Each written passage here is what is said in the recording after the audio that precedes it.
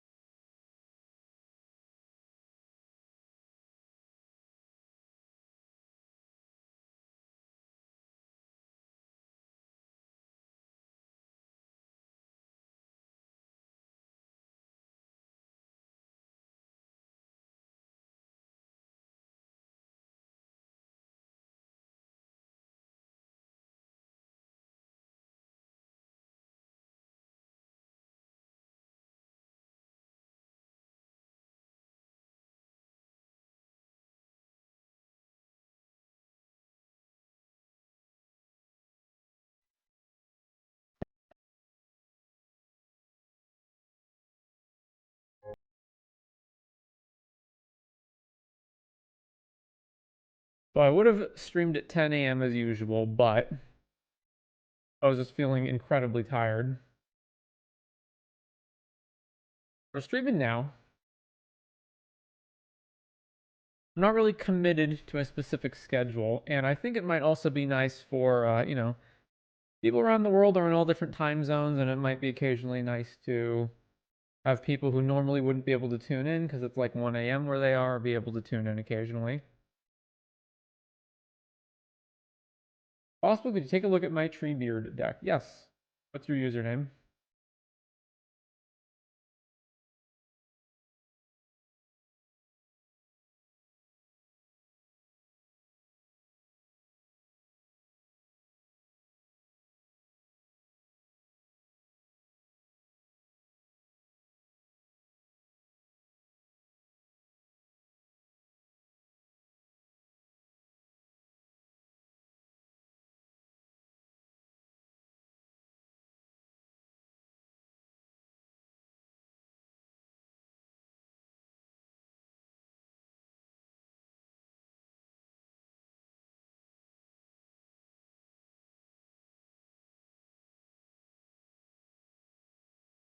All right, so tonight's agenda, obviously world requests as usual, if anybody wants me to brew a deck, critique a deck, and then after that, going through the commanders in order of their release date, which is unfortunately so.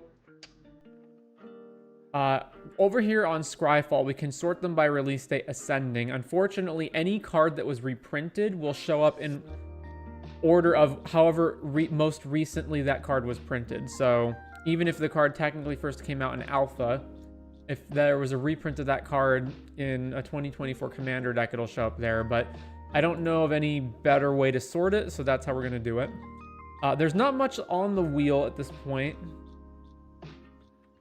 So I think I'll just go in order of the requests as they come in. Any chance you'll try your hand at a Dralnu deck? Sure. Dralnu requested by GUs Colby. There's also this cube critique for Edward Nigma, but I couldn't find it by Googling it, and Cube Cobra has no way to search users. So, and also, it would probably be better for a cube critique for the person to actually be in the chat, so we're going to ignore this at the moment. Anyway, Olivia Opulent Outlaw is what we're going to start with. I don't even know what this card is. I don't remember seeing it. Olivia Opulent Outlaw. All right, so it's a more recent commander. It's a Thunder Junction commander. Mardu. Flying lifelink 3/3. Whenever one or more outlaws you control deal combat damage to a player, create a treasure token. 3 sack 2 treasures. Put 2+1 counters on each creature you control. Activate only as a sorcery. So we're going to want go wide, cheap creatures. Seems good to me. And obviously they have to be outlaws. So, okay, let's obviously add this stuff in. So we've got our starter kit, and then we're in Mardu, so we're probably going to want stacks cards. And then probably protection for Olivia, but, you know, not that much. Protection. Where's our ramp? 20. Okay, that's fine.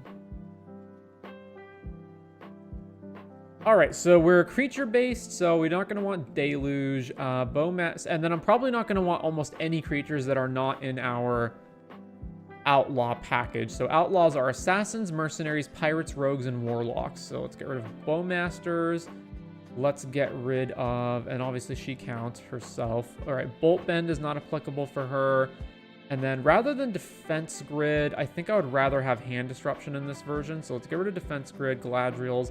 Do any of these fall into the creatures? They do not. I think I still want Skrelv and Mom and whatnot. I'm going to get rid of Imp's Mischief, because she's not really like, you don't need her for what it is that you're doing. And Ricochet Trap. I'm going to say no to that as well, and I'm going to say no to Silence. Citadel, we're probably going to be taxing effects. Let's get rid of this. Let's get rid of Necro. Probably this stuff. Oh, we've got a lot. We're going to have a lot of creatures, right? So we're going to want the creature-based card draw. So not Adnaz, not Alter, not Archivist. No. Black Market Connections can technically make a changeling that is an outlaw, and it makes treasures, so we'll keep that one. Bob's a wizard, not a warlock, so get rid of that. This one. Then I want Enduring Innocence. Maybe. Esper Sentinel's also too good to get rid of, as is Gix. Get rid of Jessica's Will, get rid of Mangara. Probably Mentor. Mindblade Render is also not one of our types. Get rid of this. Skull Clamp's a maybe. And then we'll get rid of this, this. Hymna, Welcoming, and Yawgmoth. Okay, I'll come back and revisit those. I made this deck in paper for my girl, but she hasn't really given it any love, so I'd like to upgrade for myself. Okay. Wait, only 27 lands? Huh.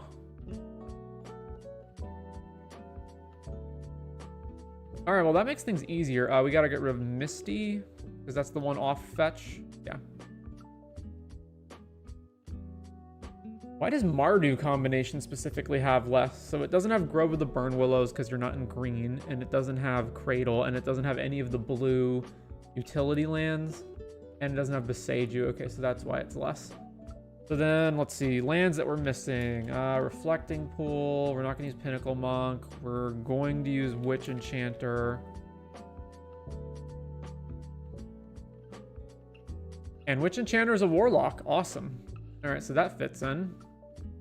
28, we need more. What else can be here? Oh, did it not automatically add in the basic lands? Okay, so yeah. Add. Then I'll take out Pool. Then we're at 30. Greaves. That's a maybe. 20 ramp. We can probably get rid of some of this because of our stacks plan. So first of all, which stacks cards are we going to use? Because we're not using Blood Moon. And hitting our opponent can generate treasures, so we don't need lands. It's good of Chains, Curse Totem. Dothy doesn't fall into our types. Oh, no, it is. It's a rogue. Yeah. Let's see. Deafening can stay. Archon. ETB triggers. We're probably going to have some of those. So, yeah. Let's get rid of this. Ronald and Vala. Stick with that. Eidolon. Get rid of this. Norn. Canonist from the Ashes is not what we're doing. Lowrider, High Noon. Hushbringer, no. Impending Disaster. Hockey, Lindwalla, Aegis, Nullrod. Oppo Agent is a rogue. Cool.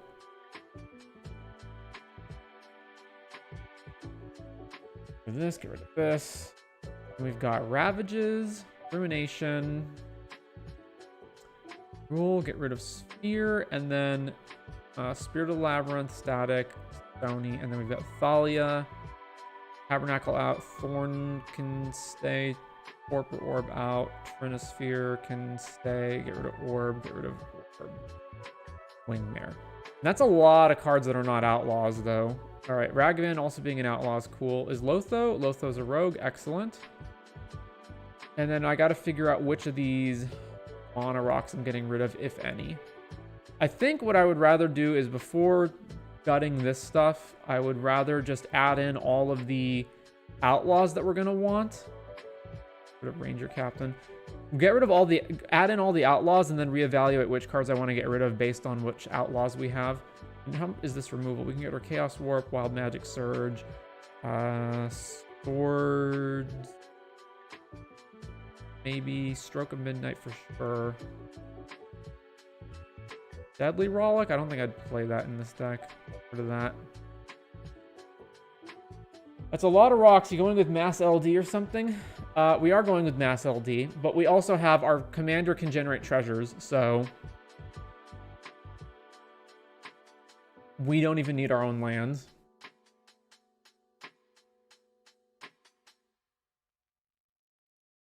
All right, I don't think Moxfield can have ores, right? We will automatically convert your search into Scryfall search syntax. You see, you say that, but I don't think you will. So if I say assassin, or I guess is an outlaw.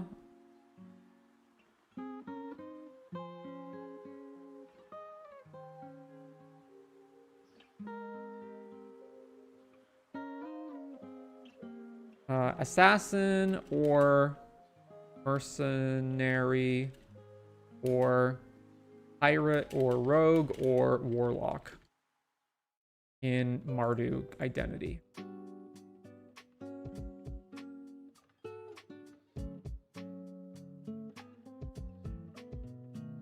Wow, did that not do the correct syntax? Okay. Well, let's see if it does it here. We manually put in type is assassin or mercenary or pirate or rogue or warlock.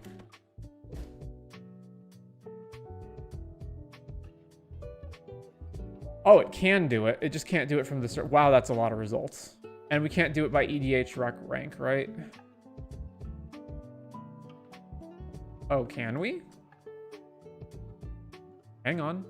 Oh, no, this is just recommendations for Olivia. Okay, go back. All right, 500 is unfortunately way too much to go through if I can't rank sort it. So images, views, text, that's zoom in and out. Yeah, I can't sort it. Yeah, so we're just going to have to use Scryfall. So format EDH, ID, red, white, black is outlaw.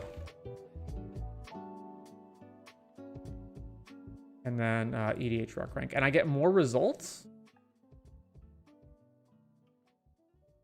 Huh.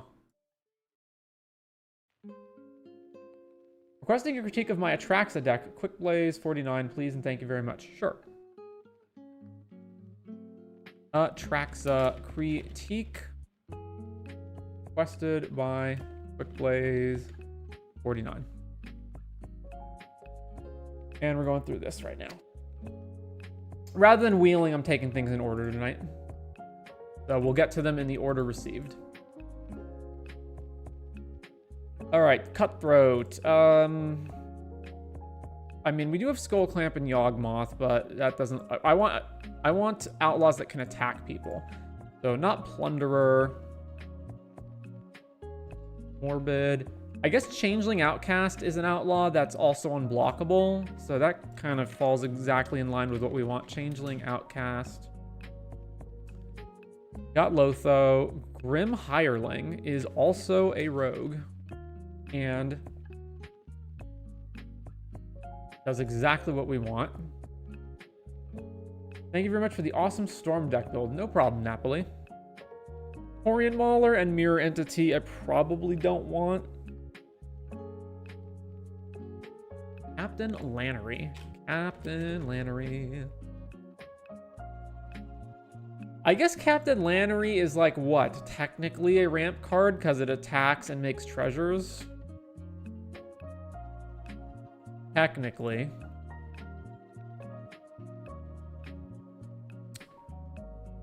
Orion Mauler's like a... So how big is this? Orion Mauler, pass turn. Everyone's going to cast at least one spell. So it's a 3-mana 5/5, and then you can start bashing people with it. The Mirror Entity just makes it really hard to block. Okay, fine. Mirror Entity. Orion Mauler.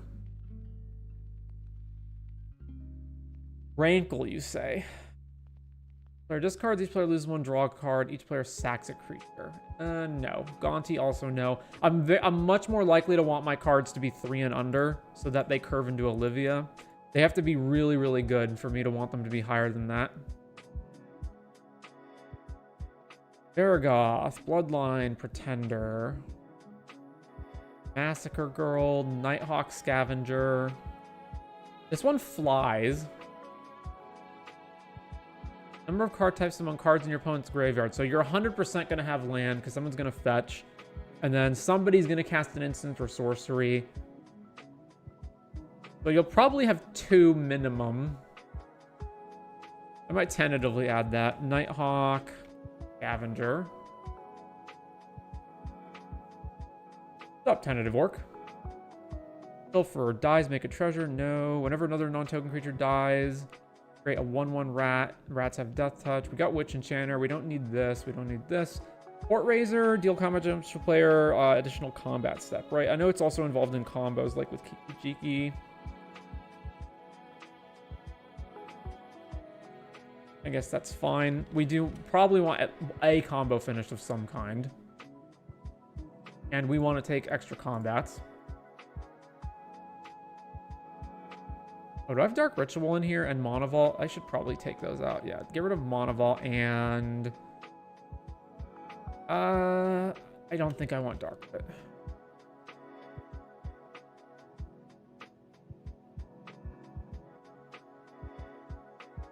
Okay. Back to the Outlaws. Humble Defector, no. Darfleet, no. Treasure Nabber, yes. Although Treasure Nabber's not really good at attacking, but that's fine. Prosper, no. Glinthorn, no. Brina, that one's asymmetrical, right? Grenzo's good. Grenzo. Just got home from karate. Hope you had a good workout. You know what? I'm gonna change the mana values on here 5 and under. Okay, that really didn't do much.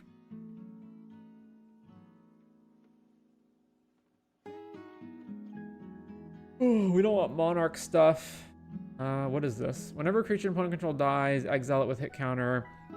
Assassins, Mercenaries, and Rogues you control have death touch, and whenever this creature deals combat damage to a player, may remove a hit counter from a card the player owns in exile. If you do, draw a card and create 2 treasure tokens. But it doesn't apply to Pirates or Warlocks, but it applies to 3 of the types. What a weird carve-out to have. So exile your opponent's creatures that die, and then when certain of our outlaws hit our opponent, but not others, and they get death touch, it's probably worthwhile. Mari, the Killing Quill.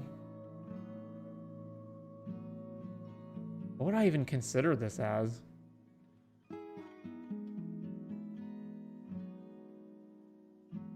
Card draw? Beatdown because it gives death touch? I don't even know.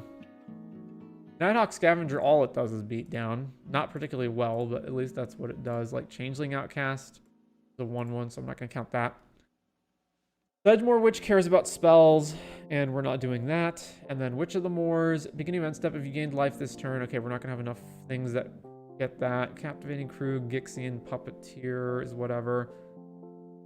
ETB, Threaten, no. Vaz, we're not dragon related. Found a pretty interesting commander recently. Yurlok of Scorched Thrash. Going to be my Jund commander deck. Well, hopefully we... That's, I assume, one of the more recent ones, so we'll get to that eventually. How can I add to the wheel? What deck do you want critiqued or built? Archpriest of Shadows. I figure we're probably not going to have that many good outlaws, especially at 3 and under. What does Breaches do? Pirate, you control attack, so probably itself most of the time. Make a treasure. Dark creature can't block. Impulse draw. That's reasonable. I mean, it's basically Captain Lannery without haste, right? At the very worst. Which Breaches is it? Eager Pillager.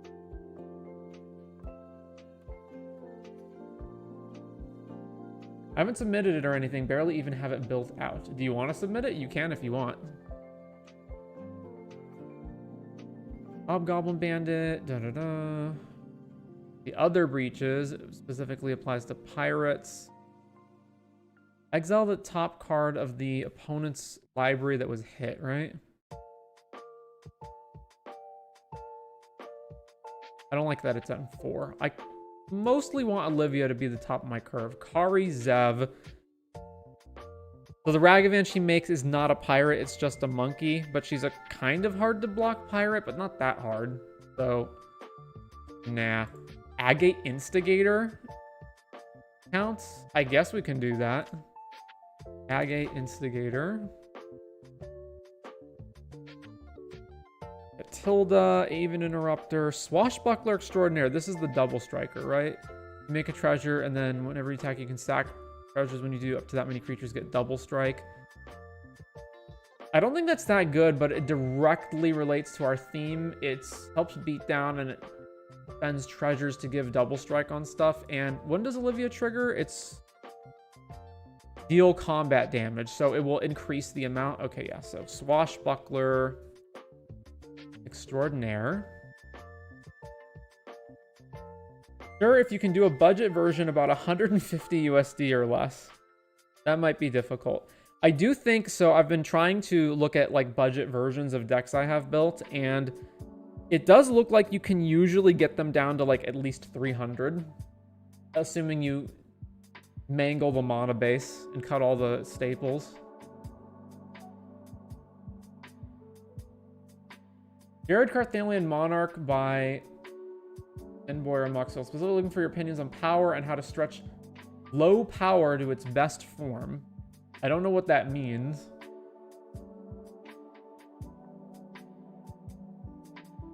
You want to be the most powerful you can be in a low power bracket is what it sounds like. Jared by Nboyer.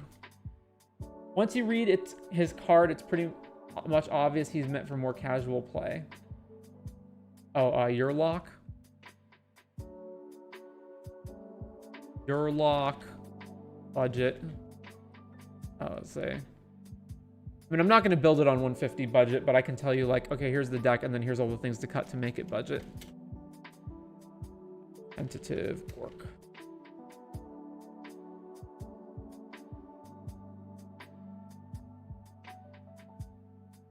All right, back to the Outlaws. Wiley, he's dice rolling, right? Yeah.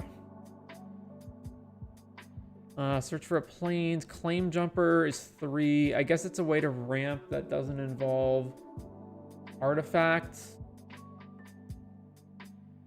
Not particularly good. I just really don't like these cards that they don't do anything depending on the turn order. Definitely don't want the initiative. All right, Tiny Bones Pickpocket at least has Death Touch, I guess. Tiny Bones Pick.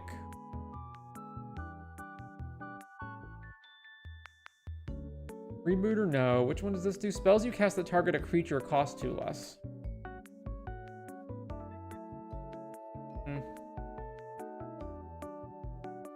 Ariet. Each creature, auras. You can lose X and you gain X aura related. Okay, no. Kellogg. First strike haste. Attacks, create a treasure. Stack 5 treasures. Gain control of target creature for as long as you control it. Even though that's treasure related, it's pretty bad. It is a mercenary.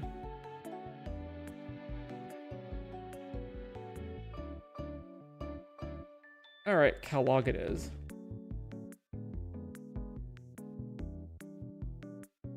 Wait, what am I saying? He's better than Lannery Storm.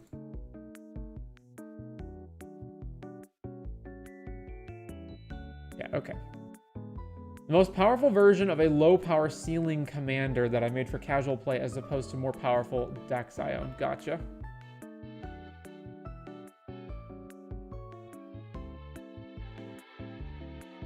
There's this Tiny Bones. Each opponent discards a card 1.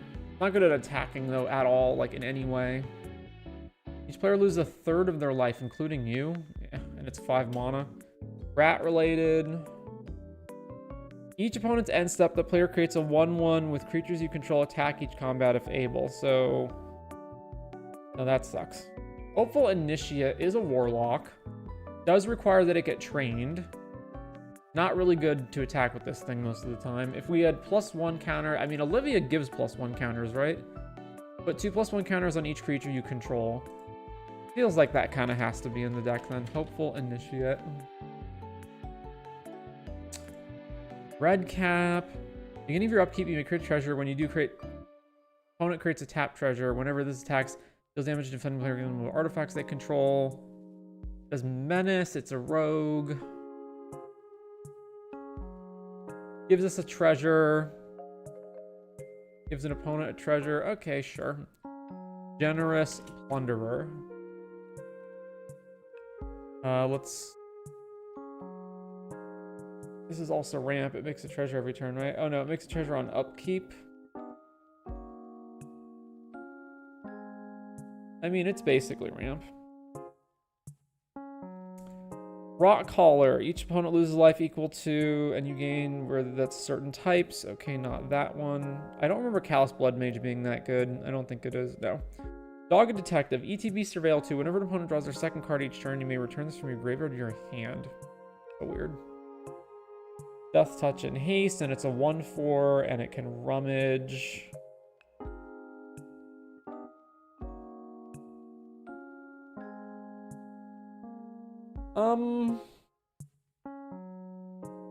It's decent at attacking, but it doesn't really do anything without Olivia in play.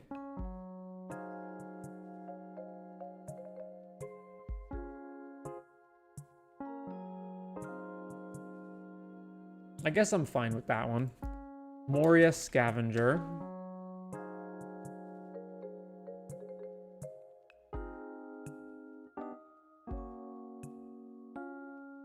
Barakos attacks if any player loses X and you create X, where X is the number of creatures in your party. But so the party is only itself and then not much else.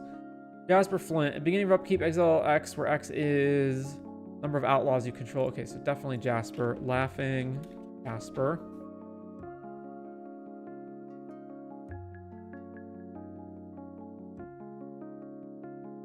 Until I'm turn, you may cast spells from among them. Yeah, so it's card draw, card draw, card draw, card draw.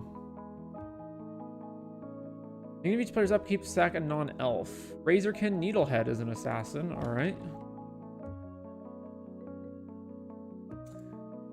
Whenever you cast your first spell during each opponent's turn, we're not doing that, so let's move on. Charming Scoundrel. Terrible at attacking. Absolutely atrocious.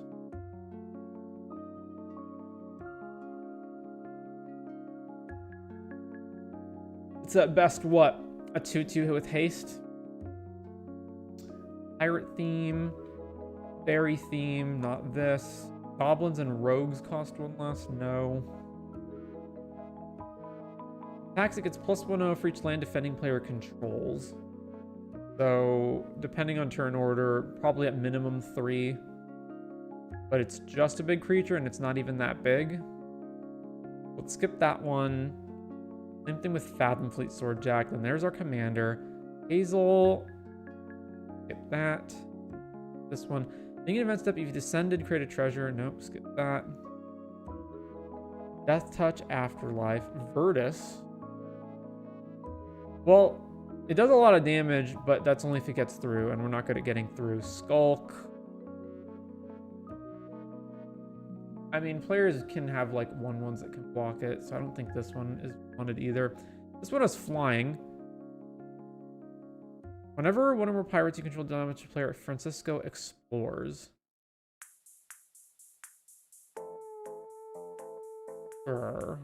Francisco. What would I even consider this? It's not ramp because it doesn't put the land into play. It's not beatdown because it's so small. Oh, wait, it's an O1? Oh, never mind. So it can't even trigger itself the first time? Yeah, okay, never mind that. Is Unstoppable Slasher in the list? Well, is Slasher one of these types? I don't think it is, unless it's just not on the board here. We got 600 Outlaws to go, although probably not all of them. What's the Orc Pirate from Ixalan that draws cards? Don't know. Like 3 and a black? Is it, you mean this guy? Stack 3 treasures to draw? I would never be happy to pay that rate.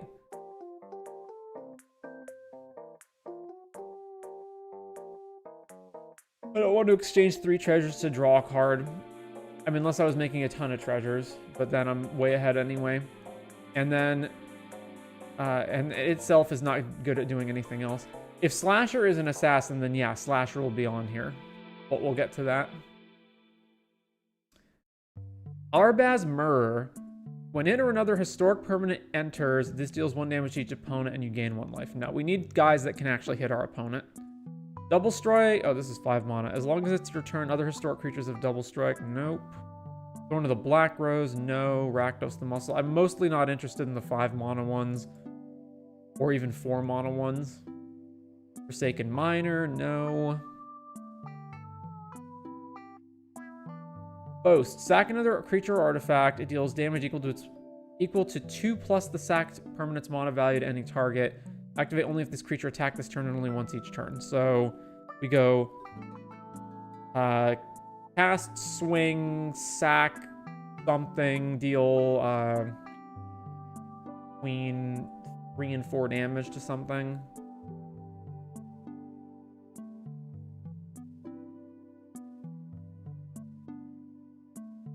It has to attack. We have to have something that we're willing to sacrifice.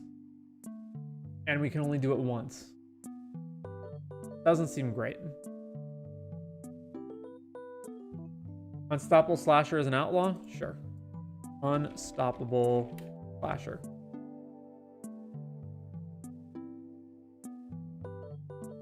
I assume it will be on here and it's just not... It hasn't shown up yet. Ruthless Lawbringer kills stuff, right? Yeah, ETB, sack another creature. When you do, destroy a non-land permanent. So, Ruthless Lawbringer. First time I've added this to a deck, as you can see, because it's not tagged. Removal.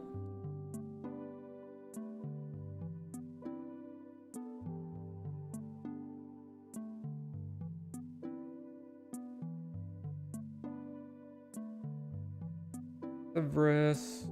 Battling Nuisance. Whatever one or more fairies, skipping that. Whenever you sack another creature, skipping that.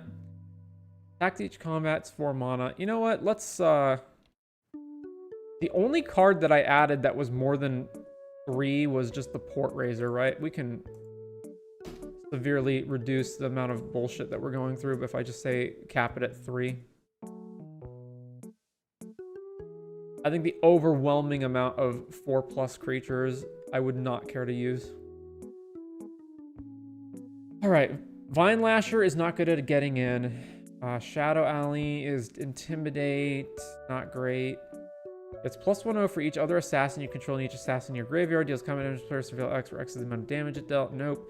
Nalia requires party stuff. Halcyon. +1 for each experience counter. Tap, deal 1 to target creature you don't control. When that creature dies, experience counter. Nope. Bounty. Whenever creature with bounty on it is dealt damage, destroy it. Moving on. Fairy Dream Thief. There we go. We can use Fairy Dream Thief. We just want cheap stuff that can get in. Fairy Dream Thief. Vihan Goldwaker. Other outlaws have vigilance and haste. Beginning of combat on your turn, you may have treasures you control become 3/3 assassins. Okay, what a weird card, but yeah, sure. Vihan. I guess this is... It's beatdown and a haste giver. So that's the tags we give it. Sure. Prosper Tomebound. Yeah, Prosper was... I don't really like Prosper that much, I don't think. Let me look him up. I know he impulse draws. What's the other one? Whenever you play a card from exile, create a treasure. Yeah, I'm not interested in that for this deck. Umgar Assassin. Creature's power greater than it, can't block it. Not great. One's just a generic guy. This is monetized creature. Combat damage to the player, create a treasure token, but it's a 1/3 and it doesn't have any other way of getting through. Another non-token creature dies, make a rat. Moving on from that one. First strike. Whenever it attacks, exile one target assassin creature from your graveyard with a memory counter on it. Then for each card you own an exile with a memory counter on it, create a tapped and attacking token that's a copy of it. So we have to have our creatures be dead, and then we can do the thing. So no. End step, if you descended. Moving on. Permanents your opponent's control lose protective abilities. Whenever a creature an opponent controls, spell becomes targeted. Counter. No. This is not even a creature. Beginning of your end step, if you have the initiative, create... Okay, nope. Death Touch, when it dies, if it wasn't blocking, draw a card. Also no. Darkstar Augur is a warlock, so a more expensive Bob, but sure. Darkstar Augur.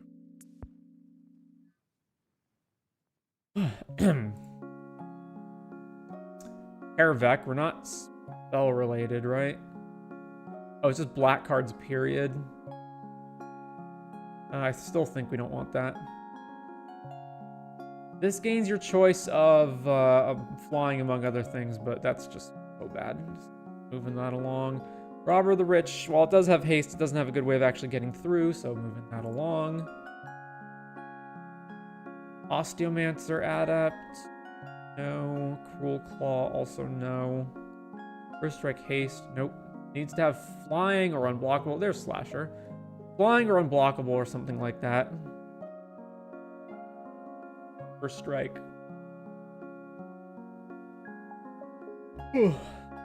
That creature, destroy target non-black creature.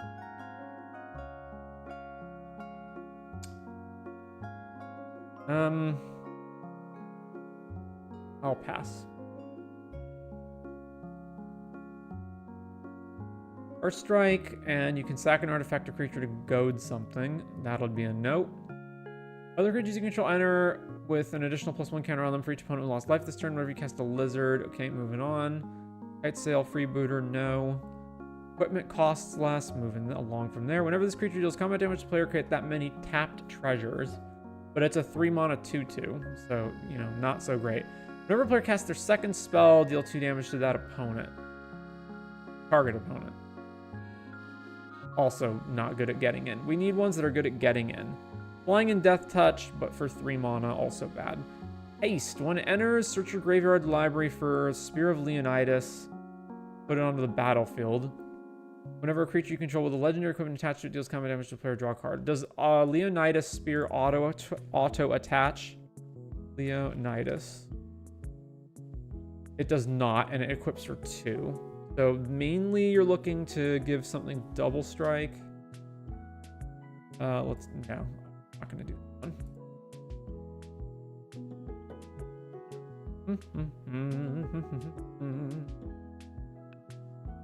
Action Specialist, no.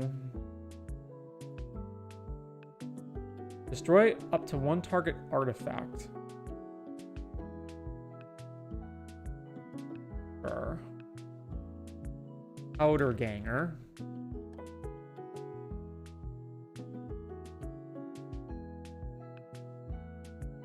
I guess Tiny Bone's the only thing it has is Death Touch, but it has a much better payoff if you actually connect with it, is the thing. Darkstar Augur, I don't have tagged yet. Alright, tag that.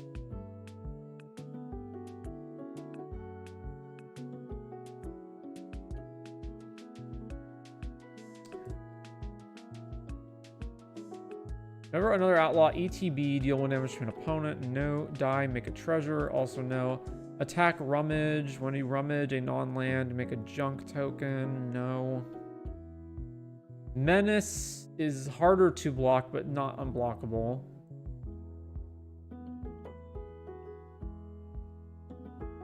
Earthbridge Prowler. In Street Dodger becomes unblockable, sorta. Yeah, but I don't want to pay for that. I'd say the base rate is 1 mana for a 1 power creature with evasion. Right? Something along those lines. Pay 1 life, draw a card, activate only if you foraged, right? Yeah, okay. That one.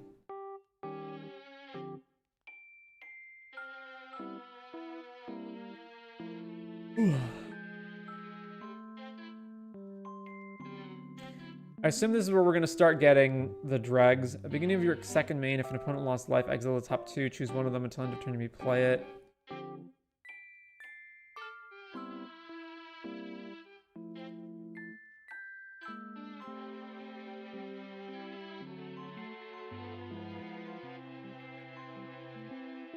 Remove an assassin in your grave from the game, destroy target creature. Well, just because we have outlaws doesn't mean we have a million assassins. Also, this is conditional. ETB, sack a creature. When you do, target player draws 2 and loses 2. So exploit, draw 2. So exploit, draw 2, lose 2. No. Cast your 3rd spell. Moving on from that. Glint Sleeve Siphoner. We're not energy. Fear. Fear's pretty close to unblockable. All right, Prickly Bogart.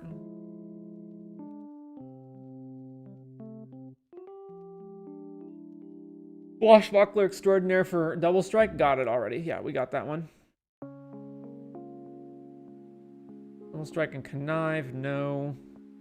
ETB, draw a card and lose 1 life. But it's 3, but it's 2, but you have to have hit an opponent. And we're not always going to have hit them, and so I really don't want to, with specifically an assassin or our commander. How many assassins do we currently have? Subtypes.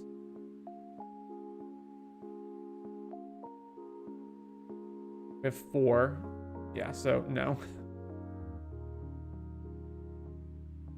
Ruin Raider.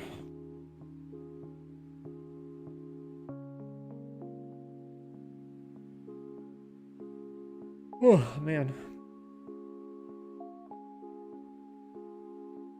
ETB, make a treasure. Fairy Macabre. Knive.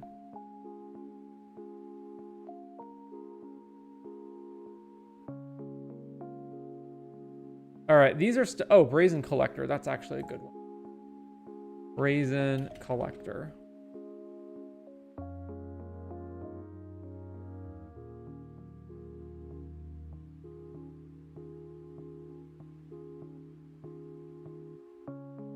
Byway Barterer. So expend 4, just ditch your hand and draw 2 cards is very conditional on what you have. Our curve's probably too high to make this work. Nightshade Stinger. Okay, sure. Nightshade Stinger. I'm probably going to initially go with any of them that are 1 mana evasion creatures.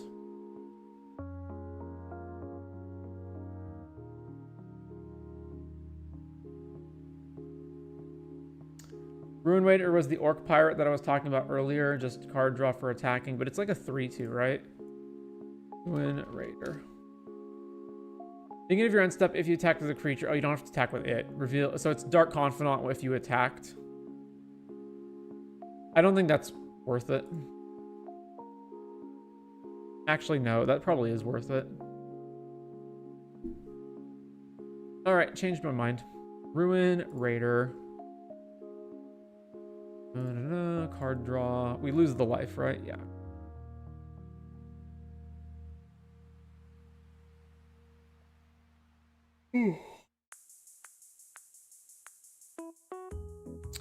We're probably not going to get useful abilities at this point, given how far down we are in the list, but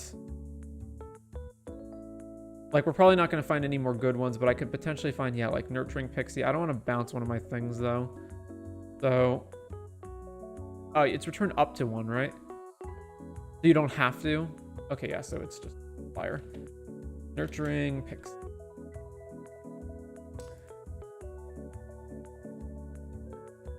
Yeah, the abilities are going to get really bad, so I would like to search for 2 and under, and I want to see either flying or fear or intimidate or straight up says can't be blocked or shadow.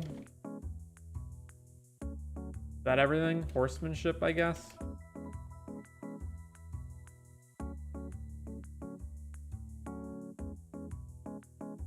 I think that's all of them. Stothy. If it's above 1, since there's already multiple on 1, it would need to have a much better ability. Each other rogue enters with a +1 counter. Whenever a creature with a +1 counter deals combat damage to the player, that player discards a card. That depends on us having too many rogues. So no. Got Dream Thief. This requires us to play things. Freebooter, I'm not gonna steal something out of one person's hand and that be it. Got this one, got the Nurturing Pixie. Why is Nurturing Pixie below frickin' Nightshade Stinger? Intimidate, but you have to have 10 or less life. Okay, not that one. One's 2. Alright, I think that's gonna do it. Skulk. I don't think Skulk is good enough. We passed one that had Skulk already. All right, so what is our actual card count right now? It is 126. Wow, that's way above where I thought it was going to be. Okay. First of all, how many creatures in our deck are assassins, mercenaries, or rogues? For Mari. So, assassins. We have 4 assassins. How many mercenaries? We've got 1 mercenary, and then rogues, we have 18. Wow. All right, then.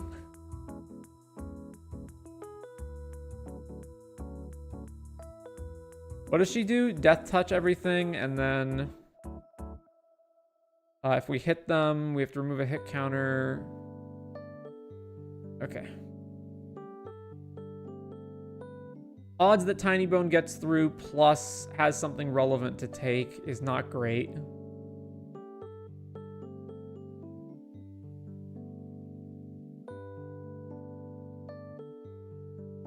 I think I'm going to go the lock the opponent down route.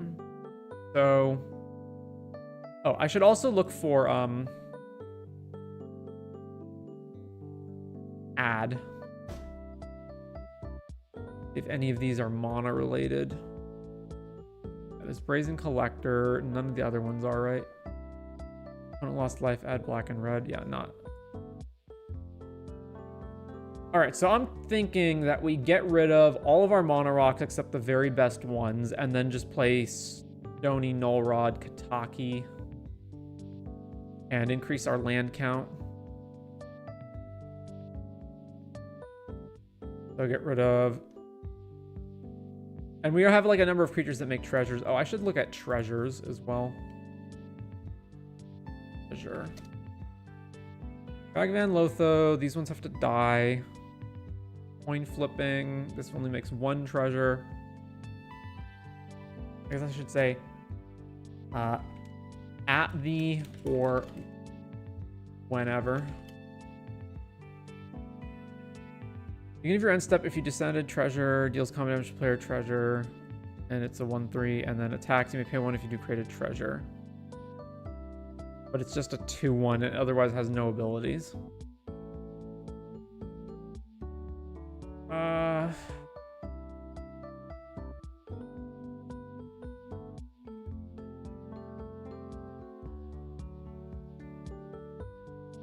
I'd be good with that if we had a sufficient amount of removal, which we're probably going to wind up having to play. All right, Horde Robber. and Zentarum Bandit. So ramp. There's Horde Robber, also ramp. What about 3 mana? I got that, got that, got that, got that, got that, got that. Which one? At the beginning of your own step, if you have initiative, nope. And then this one, yeah, okay, get rid of that.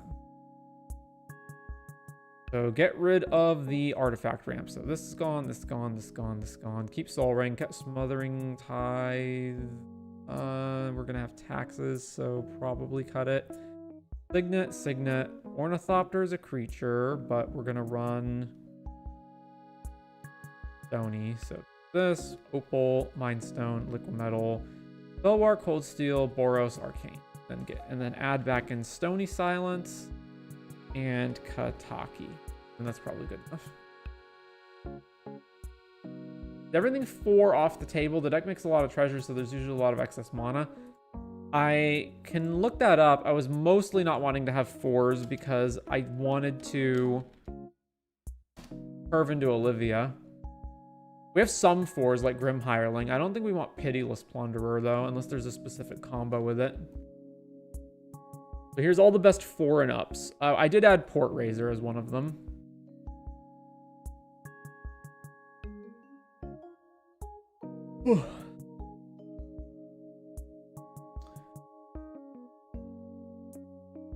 I don't think we want most of this.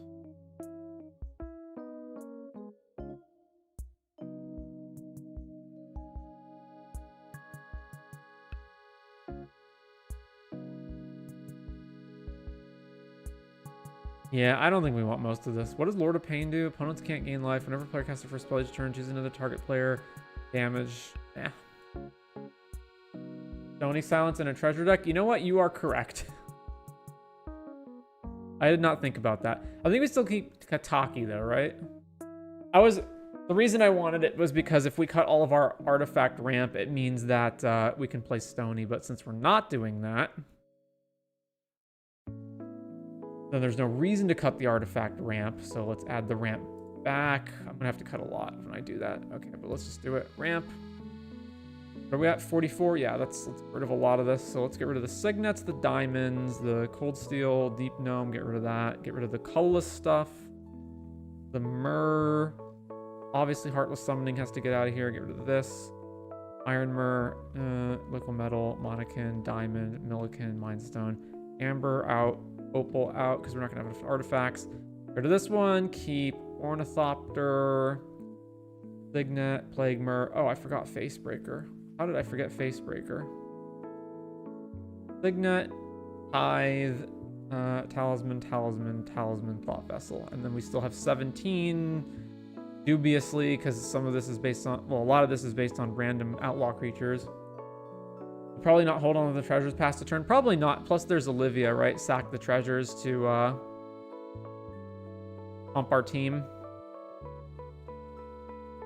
All right, so that's basically all the outlaws that I think I want to add. So now what's our count?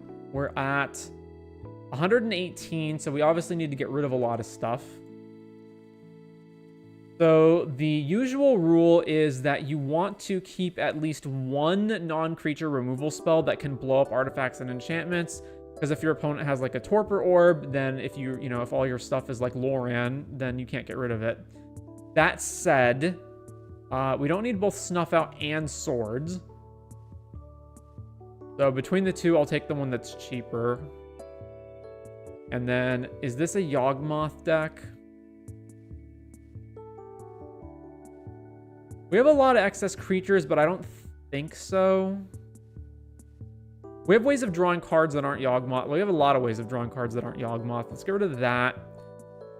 And then let's get rid of... We're playing taxing effects, right? So we can actually cut the One Ring. Skull Clamp's pretty darn good, though, so I don't think we want to get rid of that. And we got plenty of card draw here. Do I want Enduring Innocence and Welcoming Vampire? Probably. I guess I'd have to count how many creatures we have that are power 2 and under.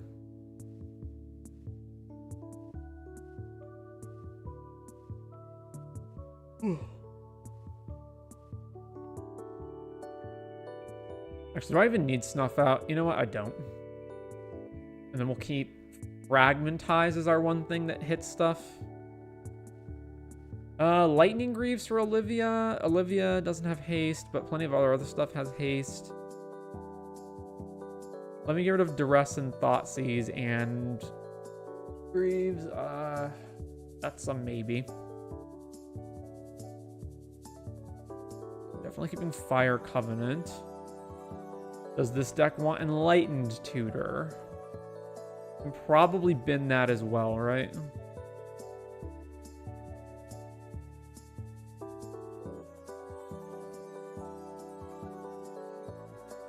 Let's get rid of High Noon, because we've got at least 2 other ones of these, right? Archon and Aethersworn Canonist. Yeah, that's fine. And Trinisphere is kind of like that. Although maybe even Trinisphere can go. I guess between Trinisphere and Phyrexian Censor, I would rather have the Phyrexian Censor. So, Phyrexian Censor.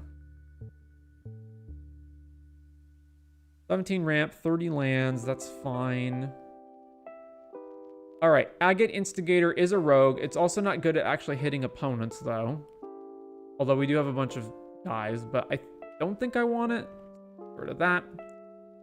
Then there's Mirror Entity, which I also don't think I care that much about. I don't know. We are putting a lot of things into play. You know what? That's fine. Nighthawk Scavenger, on the other hand, is just like, it's not even big. It's going to be like 2, maybe 3 power. Not great. Get rid of that one. Razorkin's good. This one's probably fine. Flasher, Vihan. Alright, what's our count? It's probably a really, really high. Oh, we don't need Mind Sensor if we already have Opposition Agent, so we can get rid of that. 1, 2, 3, 4, 5, 6, 7, 8, 9, 10. Yeah, okay, it's going to be tons. It's going to be plenty.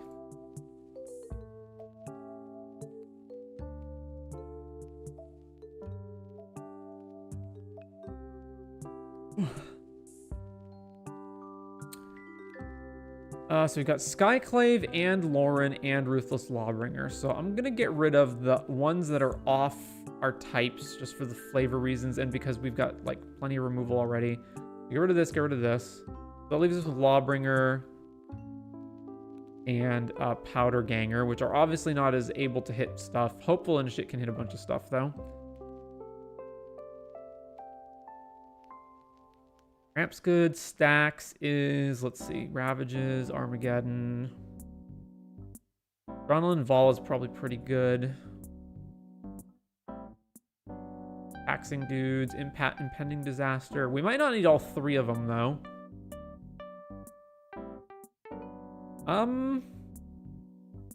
Yeah, let's keep 2. Just Impending and Armageddon, and that's it. And all of these are like mostly random unblockable 1/1s, right? And Treasure Nabber. And Mari. Those are all fine. A good Port Razor. If it hits my opponent, untap each creature you control after this combat phase, there's an additional combat phase. But it has to hit. Also, like, Moria Scavenger is not great.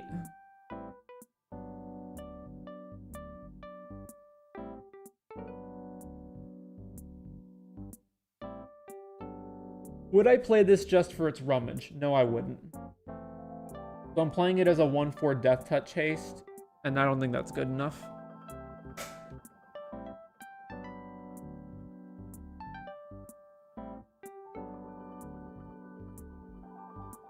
Not sure about Armageddon.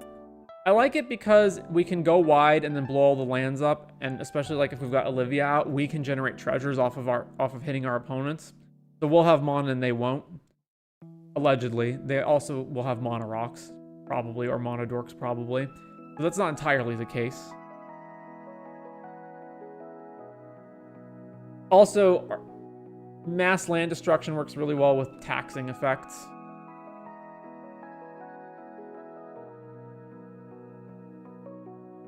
Cards that I'm not sure about are Tiny Bones.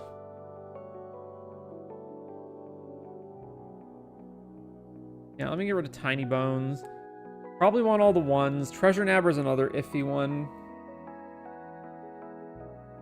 Port Razor potentially can go. What else do we have here?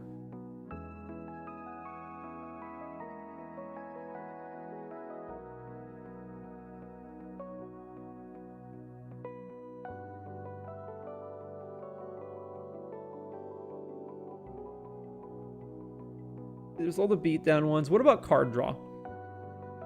Black Market Connections makes changelings that are outlaws, and it also adds treasures. So it almost feels like, almost certainly this has got to be good, right? Although if you did all 3 modes, you're losing life really fast. And we don't have ways of regaining life. We've got like a little bit, like Timna.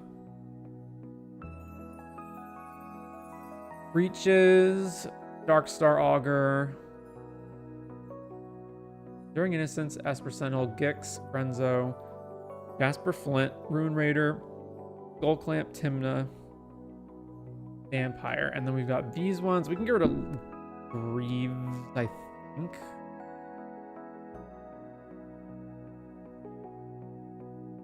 Yeah, sure. Get rid of Greaves. We also probably need a way to survive getting swept. So, Flawless Maneuver? Maybe not. Maybe we just accept that, like, if we get swept, we get swept, and what can we do? Removal, we're good here. Okay, what are some of the other ones that I said to take out? What is in the Olivia deck? That's the other thing. Always check EDH Rec to see what did we miss.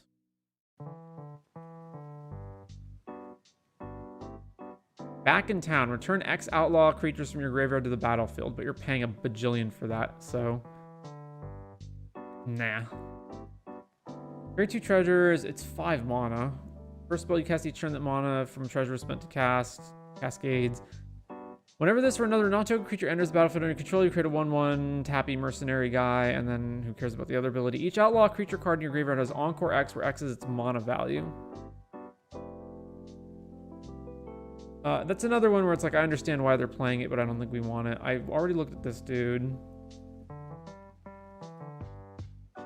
Top cards. Blah, blah, blah, blah, blah. Morbid Opportunist. Brina. Why Academy Manufactor? Oh, because when we make treasures, we make the other ones? That's a good point. Academy Manufactor. Commander has lifelink? Yes. It does have lifelink.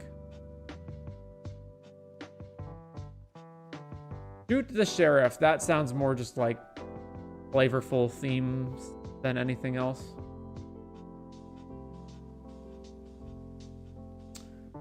And then, yeah, we already looked at most of this stuff. ETB or deals combat damage to player, exile target from graveyard. If it was a creature, make it 2/2. If it was a land, treasure, otherwise gain 3 life. Okay, that sucks. Elspur Posse Boss. Outlaws of Haste. When it enters, you make 2 of the mercenary tokens, and they have haste. That's not great. Massacre Girl sounds like the exact opposite of what we want to be doing. This is 7 mana. This card's not good. Gaining life. Which of the mores? If you gain life, each opponent edicts and you raise dead. Zorn, if you create a treasure, you create 2 treasures. Not an outlaw. It is good on the treasure front. Requires our commander to be in play. So if you think about this curve, we're at best playing a 1 mana outlaw into a 2 mana outlaw, then playing this guy, and then playing Olivia. That's best case scenario. I think I'd rather it just be another outlaw, but yeah, I get why it's here. This is 5 mana. Cruel Claw.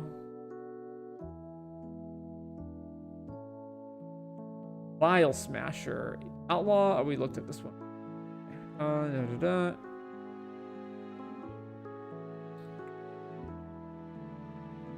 Can we create or sack a token? Each opponent loses 1. Yeah.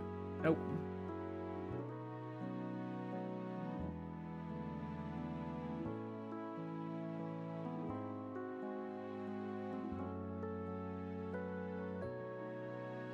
Lifelink Pro value 3+. Goldspan Dragon to increase the treasure output. ETB, move any number of +1 counters from other permanents onto itself. Why in the world would I want that? Dead before sunrise. Outlaws get +1/0 and gain tap. This creature deals damage equal to its power to target creature. Meh. Train heist. These ones against random spells that make treasures. They also have flawless maneuver, Dawn's Truce. Yeah. I think there's no getting around having sweepers just kill all your creatures, and you shouldn't try. If anything, I would rather have things that rebuild my creatures after they get killed, like Ascend from Avernus.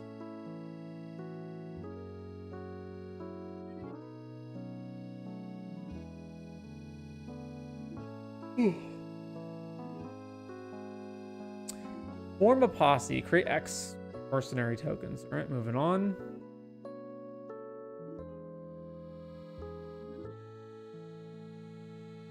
Draw a card, activate if you made a token of any kind. Most of this don't care about. In fact, all of it I don't care about. Maskwood Nexus, yeah. Life insurance. Nope. At knife point. As long as it's your turn, Outlaws have first strike. Whenever you commit a crime, make a mercenary token. Nope.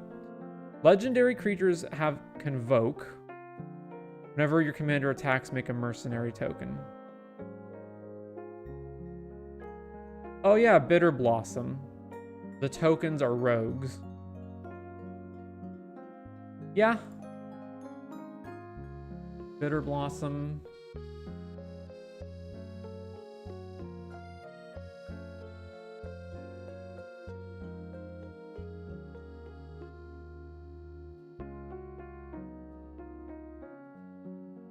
Sent into Avernus. Upkeep gets 2 counters, then each player creates X treasures. This deals X damage to each player. X is the number of counters on this. Beginning of combat, creatures you control gain insert ability of keyword that's on something. Although at that point, why wouldn't I just play Audric? What type is Audric? He's gonna be like a human soldier, right? Yeah, human soldier. Pitiless Plunderer, though, I would play it if I had a combo with it.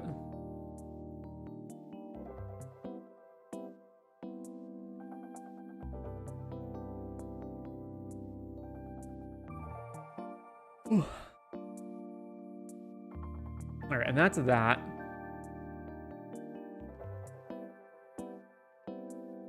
That's all the cards to add. What are we at? 103. Don't need Treasure Nabber. What else?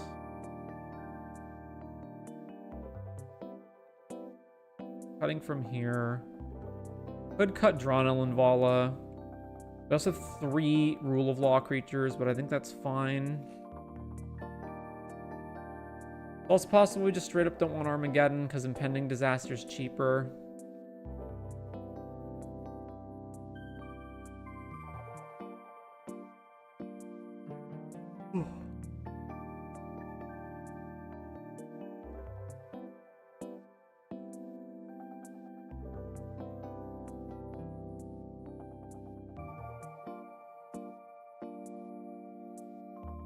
Go to Armageddon. I just need to make space and not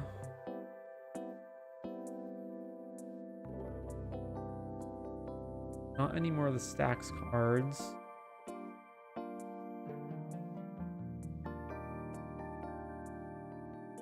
Market. I'm not sure how good Black Market Connections even is in this deck. The rest of these are fine. This is fine. This is fine. This is fine.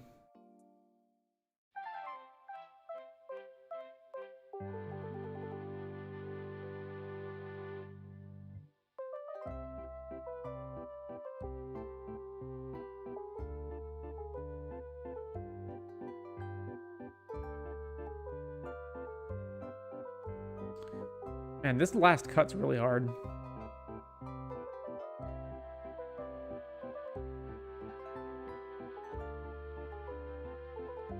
Here's another question. What is the combos in this deck, if any?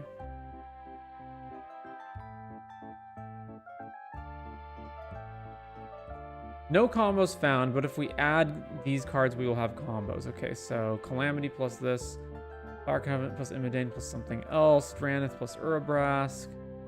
So a bunch of things that have nothing to do with our main theme, right? Like Dalthi plus Helm of Obedience, Port Razor plus this thing plus some other stuff, Duke Older, Delina.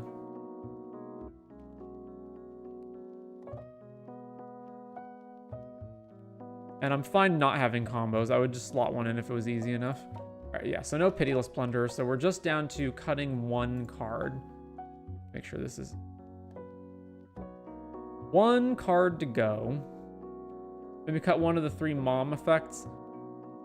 We're pretty light on being able to protect Olivia. Like, we've basically just got those 3 and Grand Abolisher and Cavern to get her through, and then Deflecting SWAT. In fact, I'm lower on protection effects than I want. I would kind of really want to get Lightning Greaves back in here probably, but having Kataki makes me less likely to want Lightning Greaves. I guess I could cut one of these ramp spells, which would be Fellwar Stone.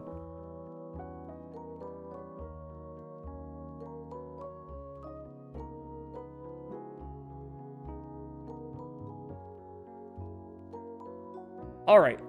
So there we are. So we are Outlaw Beatdown, trying to get to Olivia so that we can make the treasure tokens / stack the treasure tokens to pump our team.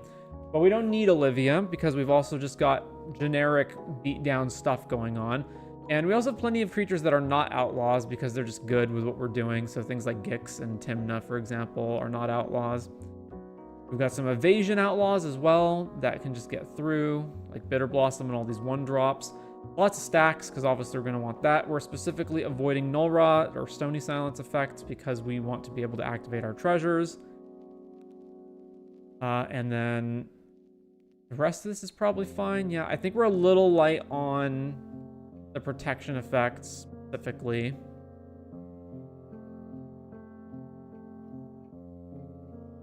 And we've got a lot of card draw, but otherwise I think it's fine. And then, what, Moxfield says this is $2,678, but a ton of that's going to come from 3 revised duels and Mox Diamond and Chrome Mox. So when we just take those out alone, it's probably going to reduce it down to like 1K.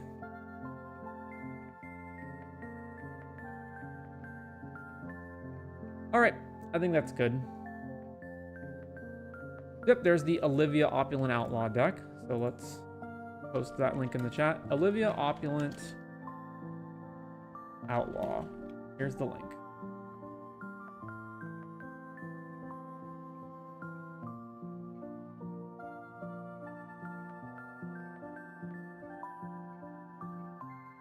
Could cut Powder Ganger for protection piece. Yeah, that's one possibility, but then I would only have the one Ruthless Outlaw, or Ruthless Lawbringer and Witch Enchanter as the other ones. And Hopeful Initiate, but that's not an ETB. Alright. You've got a bunch of artifact hate already? Sure.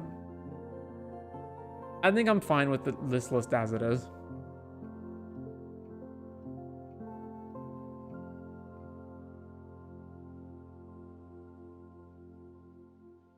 Alright, so then MarxGorlami wants a Treebeard critique.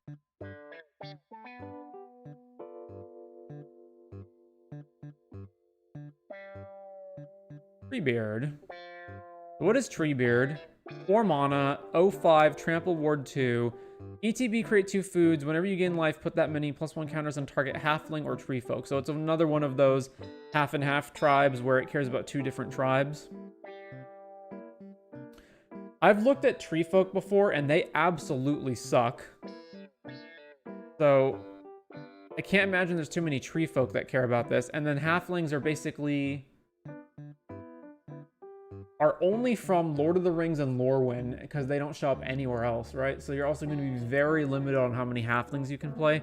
So I would imagine the big restriction here is just going to be not having enough cards. Or specifically not having enough good cards. Alright.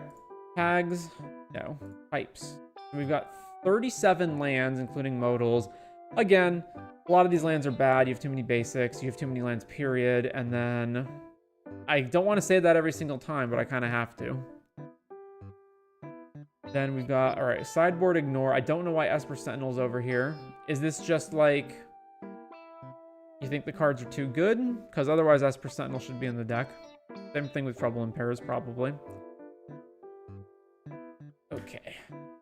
And then we've got Arcane Signet, Ball Ring, and that's it. Unless you've got Monodorks. Okay, you do have some Monodorks. So what else? Let's look at the creatures first.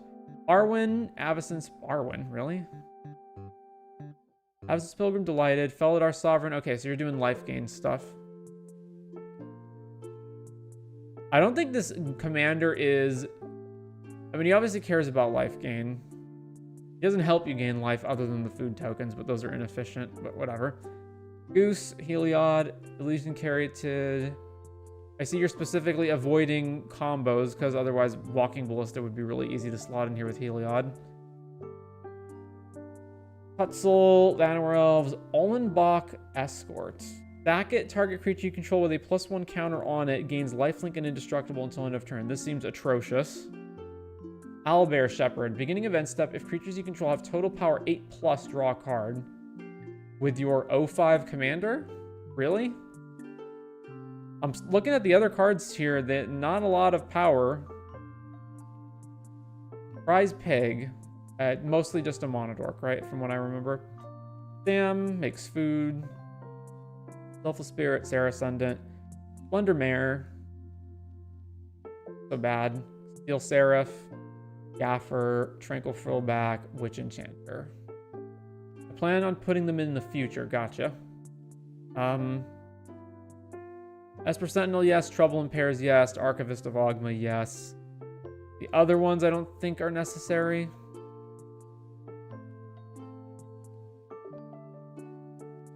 A little bit more ramp. We've got Farseek, Nature's Lore, Rampant Growth, 3 visits. Instance, Beast Within, Blacksmith Skill, Elective Resistance, Congregate, Feed the Clan, Flawless Maneuver, Fracturing Gust.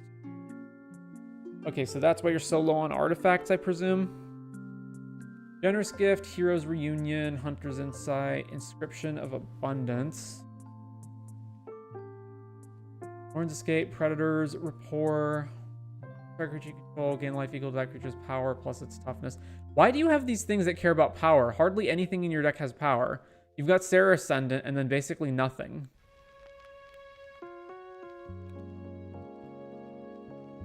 Yeah. I guess because Treebeard puts counters on stuff. That still seems pretty dubious.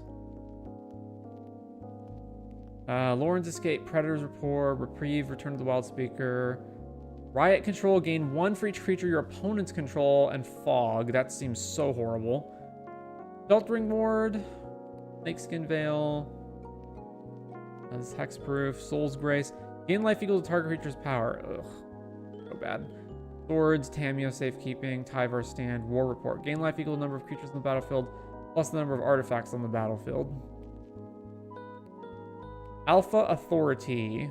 Duelist Heritage, Felidar Umbra, Fertile Ground, Flaming Fist. Commanders have, whenever this creature attacks, it gains double strike.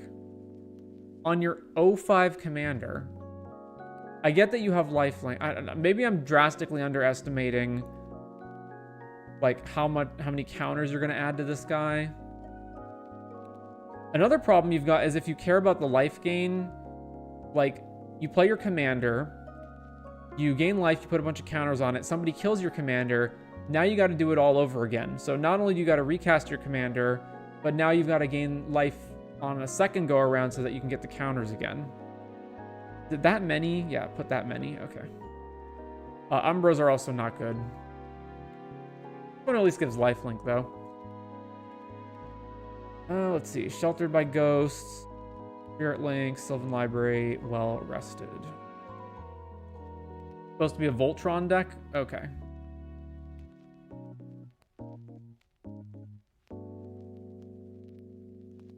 So it's life gain Voltron, and you put all this stuff on Treebeard. Or, I guess it doesn't have to be Treebeard specifically, right? It can be something else, although Treebeard has Trample and Ward too.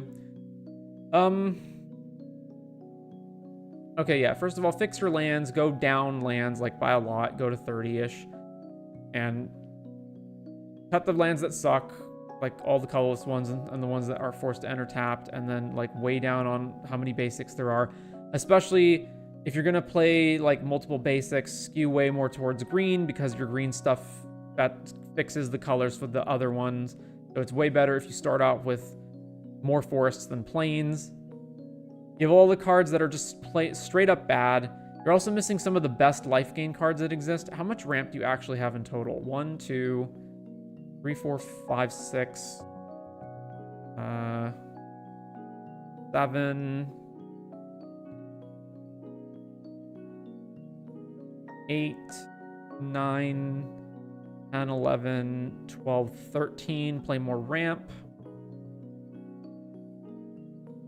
Ozlith would be good. Ozlith would be good.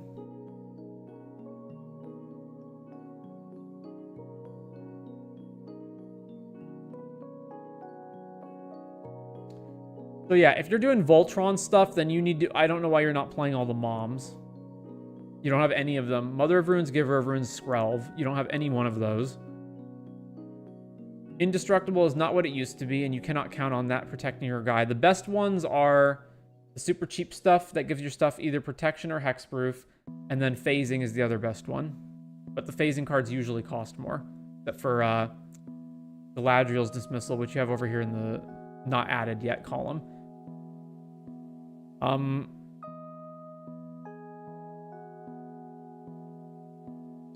Also,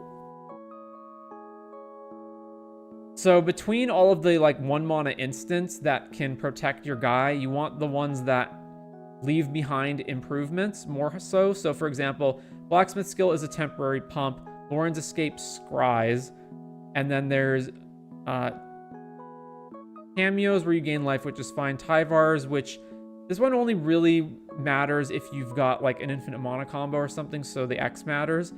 So then you've got Snakeskin Veil, which leaves a +1 counter. I noticed that you do not have Royal Treatment, which would attach a Royal Roll token, whatever that thing is, to Treebeard. So like, it's weird that that's the one that you don't have out of all of these. And yeah, then all the moms.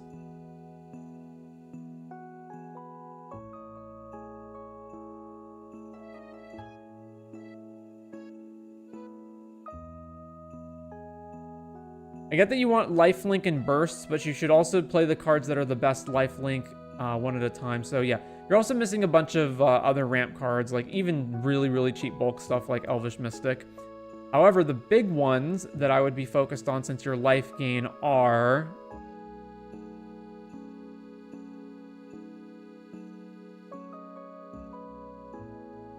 So you could play Prosperous Innkeeper or Essence Warden. Another one is... Trudge Garden, although that's less worth it unless you can combo with it somehow. There's also stuff like Golem's Heart, where a lot of players are obviously going to cast artifacts. Now, the big ones in green are Life Gift, lands entering, gain 1 life.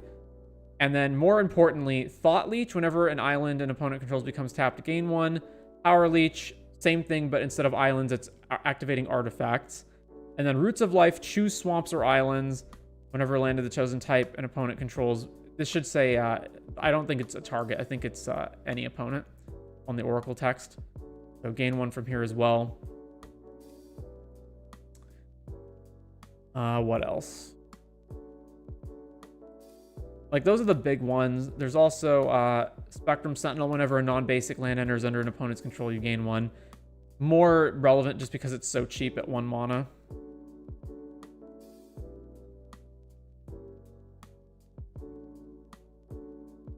And then the cards that are just like straight up bad that you should definitely get rid of. Or they're not necessarily bad, but they're just like inefficient. I would probably not bother with Mithril Coat.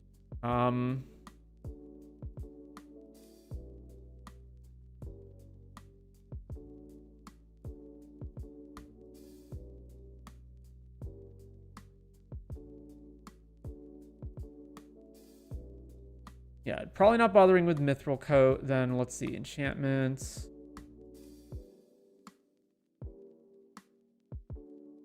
Probably would not care about Duelist's Heritage.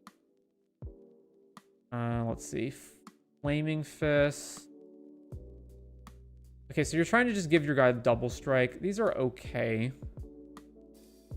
Ordeal of Heliod seems kind of bad.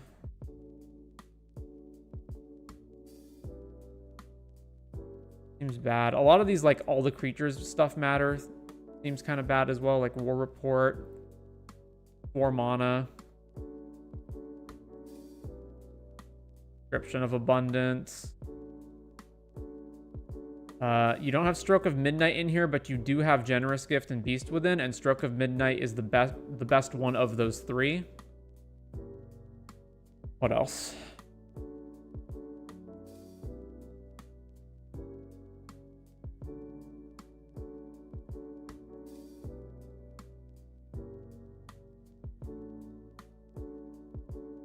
R1 seems pretty inefficient. 4 mana before you actually get to do anything relevant with her.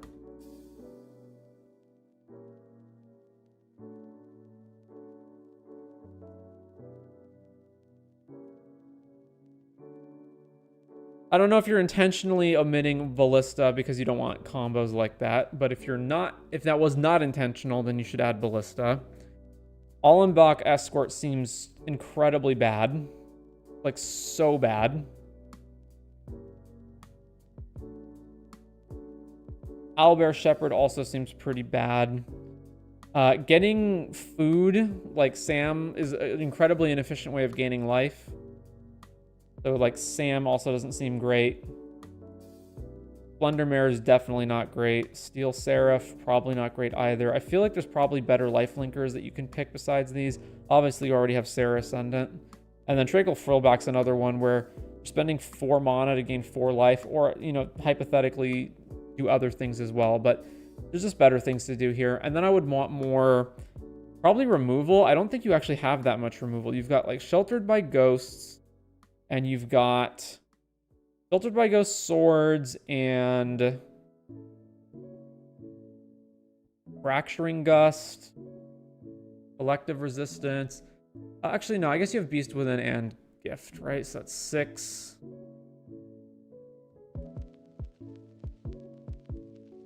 So yeah, 6 cards and Witch Enchanter, and I guess Frillback counts, but I would want to get rid of Frillback. Maybe just more so like cheaper removal. Especially creatures.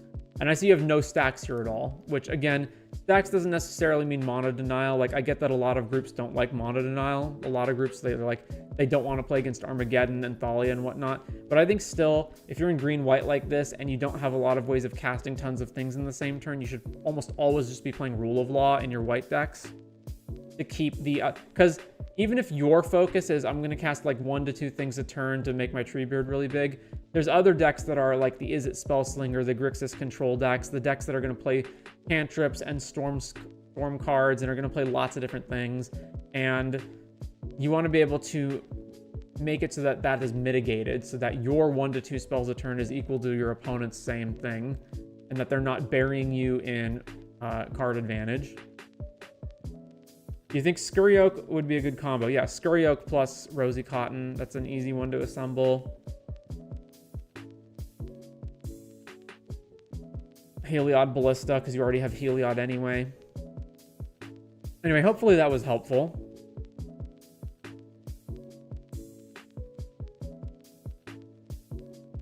Is it bad for an optimal deck to win consistently on turn 8?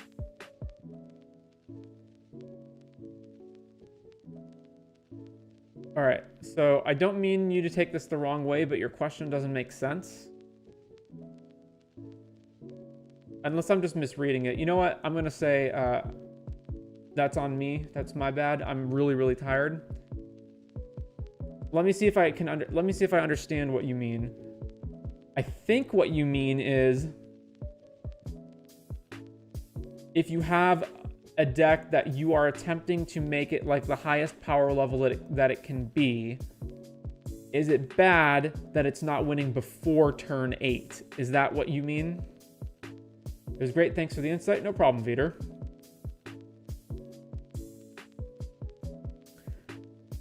Yeah, we'll probably get around to making Treebeard at some point. Yeah, what direction would I take this in? It obviously cares about life gain. I'm surprised you have, I guess you have like practically no Halfling or Tree Folk synergies in here. It's just life gain Voltron. Sorta? What do you mean by sorta then? Let me put it this way. The EDH decks win before turn 8. So it's really bad if that's your metric.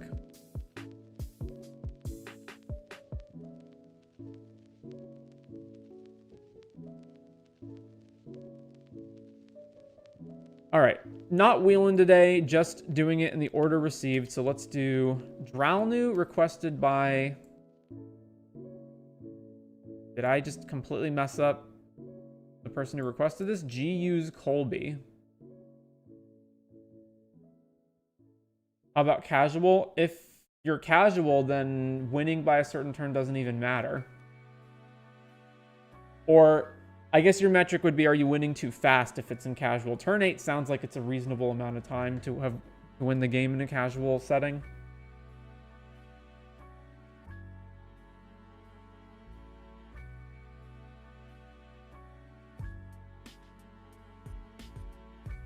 How long does the average turn cycle take? Like, obviously it's quick early game and then gets drawn out the longer the game goes, so... You take your turn, and then there's player 2, 3, and 4. So that whole cycle takes what? 5 minutes?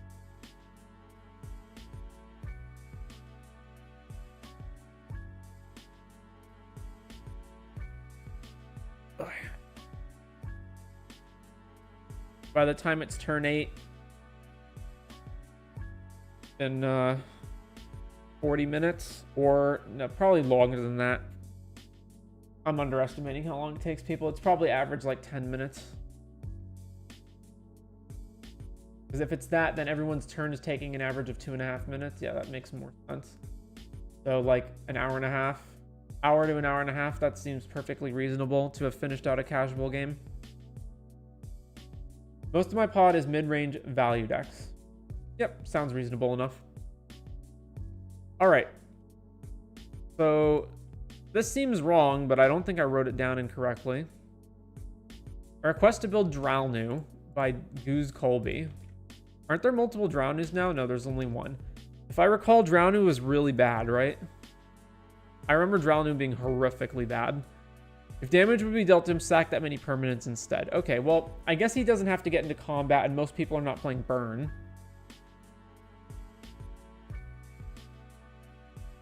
It's obviously absolute worst case scenario if your opponent casts something like Blasphemous Act. What are the common damage spells? Blasphemous Act, probably the most common one, right?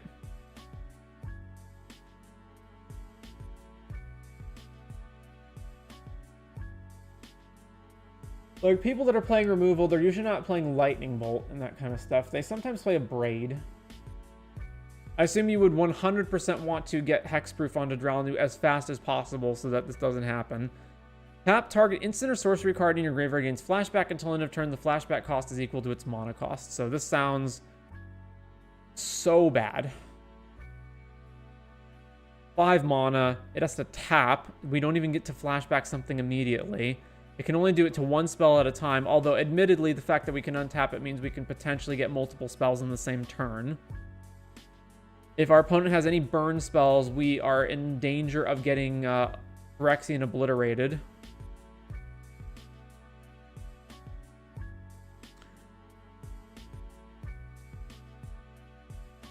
All of the anti-sack cards are in green, right? There's Sigarda and there's that other one that I forget what it's called. But they're both green, and I think they also both specify that your opponent specifically can't make you sack. I've tried to build Dralnu a few times, and he just does kind of suck. He basically inspires people to hit him with stuff. All right, the request for Dralnu, this is going to be quite challenging. The other thing with it is, like, he just kind of sucks, like, in general. So you're taking a huge risk by potentially having him open to getting burned, but his ability just, like, is not even good. All right, starter kit. Then let's add the 2-color mana base. We're going to want... more counter spells than usual. Protection. And how much ramp do we have? 13. Yeah, more ramp. And we're going to want untapping effects. So this is going to be a lot. Let's get rid of Bowmasters. Dress down. We want most of our stuff to be instants and sorceries so we can flash them back. So yeah, slip out the back makes sense, but we might want other ones. Duress, Thoughtseize, Spellskite to protect, Misdirection to protect, Hydroelectric. I mean, I guess as far as lands go. Wait, why are we in 39 lands? What the heck happened here? Get rid of Yavimaya, get rid of Wooded, Windswept Heath. What's the other fetch that we're missing? It's going to be red and... not green. Red and white. Yeah, Arid. Get rid of Deserted Temple. And... that leaves all this. Okay, Manamo is actually good here. We need to cut 4-ish or so lands, maybe a little less. So the worst ones are Lorien Revealed. I almost certainly never want to cast this. And then we're going to want to get rid... Now, you know what? That's not true, because we're going to play cost reduction effects. So of these, Reflecting Pool, Tainted Isle are some of the worst ones. We're at 32. We can cut one more. Spell the Profane is fine. Probably get rid of Hydroelectric. Yeah, get rid of Hydroelectric. And then the ramp is not going to have automatically added in the cost reduction ramp. So that is Baral and Thunderclap Drake. And I think all of the other ones are in red. I've seen people play him with Doomsday or Stormbow. Yasharn is the Selesnya elemental board that prevents sack. No, it's not that one. That one prevents sack on your opponent's part. I'm talking about things that prevent your opponent from causing you to sack stuff. It's a 2-mana creature, I believe. Alright, we're going to want a bunch of counter spells so that Dralnu doesn't get killed. So we probably don't want Citadel if that's the case. Also, okay, this is discarding, right? Okay, that's fine. One ring, that's fine. Fierce, counter, mana drain, miscast. Muddle the Mixture only makes sense if we're trying to combo. All right, Muddle the Mixture can come out. And then Heartless Summoning is fine because it reduces the cost of Dralnu, and then it doesn't kill Baral. It does kill Thunderclap Drake though, right? Yeah. Get rid of all of these creature ramp spells because we don't care about that. Deranged. Actually, no, not deranged because we do want to mill ourselves. Milliken. Did I cut Milliken? Milliken stays. Monacan goes. Ledinmer, Hedron Crawler, Grim Hireling. Keep that one. All right, that's too many creatures that Heartless Summoning kills, so just get rid of Heartless. Definitely not Amber. Convert, that's fine. Nardole doesn't tap for our commander. Patriarch Seal is okay. And then there's Screwdriver. This untaps artifacts. Get rid of Screwdriver. And we're at 22. That's too many. Worst ones are the colorless only. So Chalice.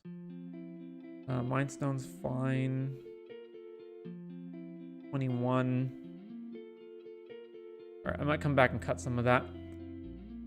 Let's see. We can easily have Dramatic Scepter combo in here, and then that enables us to activate Dralnu infinitely. So, yeah, Mana Vault. We should have Grim Monolith in here as well.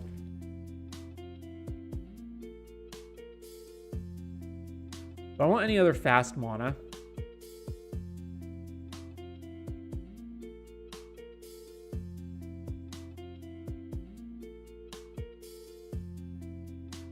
Are we trying to win, I guess, is the best question to ask here. Say yes. Fast mana. But specifically not Vassal Thrall, Blood Pet, Calling the Weak is okay. Let's get rid of Energy Tap. Let's get rid of Rain and Sacrifice because we're never sacking it. Actually, that's not true. But we're probably not sacking it until like the very last spell. Calling the Weak because we can sack some of these cheaper dudes, but we may get rid of that too. All right, untapping stuff. So we've got a Feto, Aura of Dominion, get rid of that. Chakram Retriever is pretty expensive for what it's doing. Clock of Omens is artifacts only. There's only one time. This costs too much. One time. Dramatic stays in. Faces of the Past out. This out. Read from the Real is 1 mana. Get rid of this. Intruder Alarm, we're not going to trigger enough. This is 1 time only. Yeah, get rid of that. Get rid of that. Get rid of Manifold Key. Mind Over Matter, yeah, get rid of that. Get rid of Spy. Get rid of Pemon's Aura and Freed are basically the same card.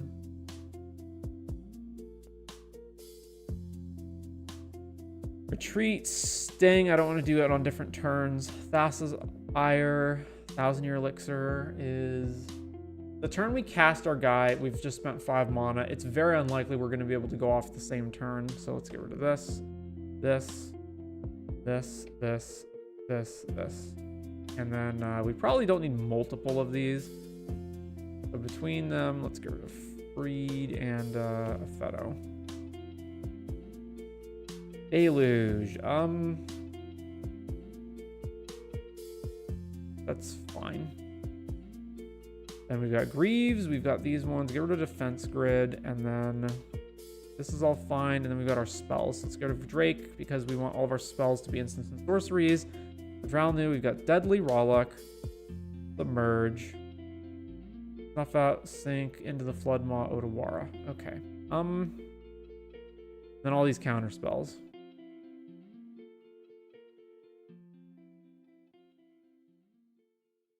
Count is 96. We're going to be cutting some because there's going to be more stuff coming into this deck. Got 31 lands. Okay. So what are we trying to do? You mentioned Doomsday. That sounds interesting.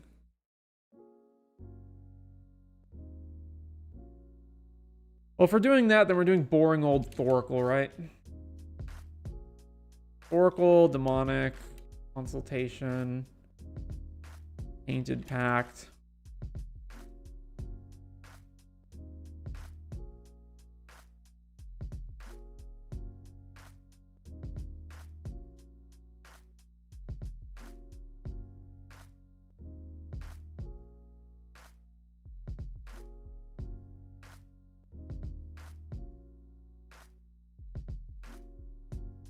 Doomsday.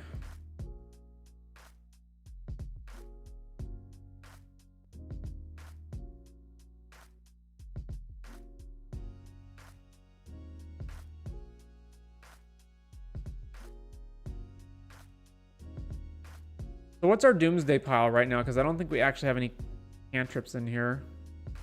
Lorien revealed, but that's too expensive.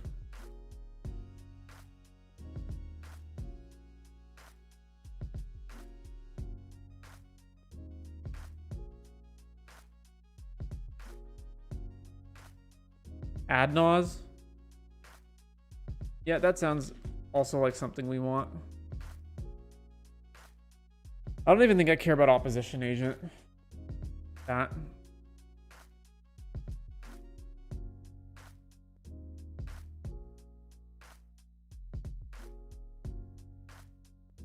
Dralnu is also a wizard, so if we Cavern Wizard for Dralnu, then that also applies to Oracle. So that's a nice little synergy there. If we're ad nausing, though, that means I want to change some of the stuff. Like, I probably don't want Lorien revealed, and then I also probably don't want... I probably don't want Lorien revealed in general, actually. And that means I would specifically want to get rid of, like, Yurlok, Snuff Out, and Submerge.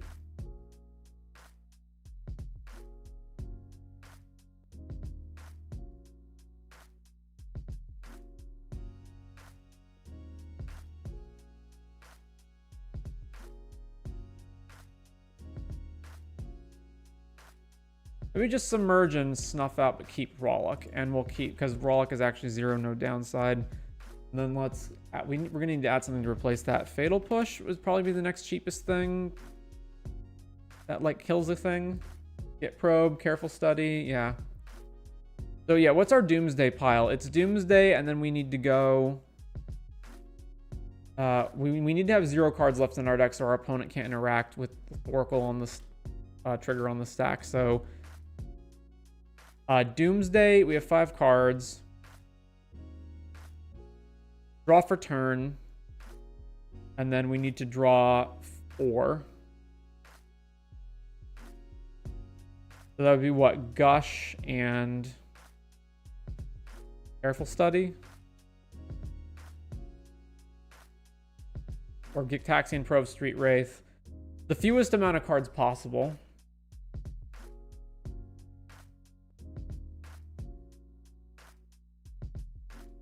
Gitaxian Probe. Careful Study.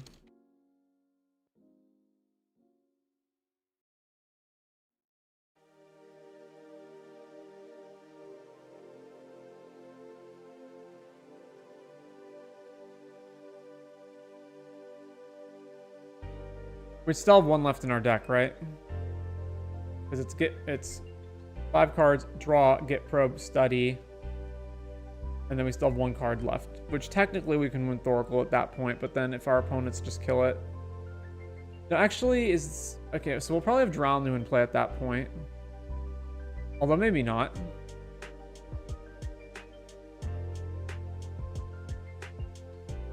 So the cheapest card is Gush, right? Or it's Street Wraith. Either way, Gush, you have to bounce, is it 2 islands or 1 island?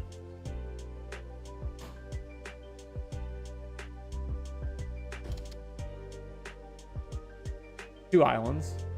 So that in our deck, it's island, underground sea, watery grave, which we might not have depending on which lands we wound up having.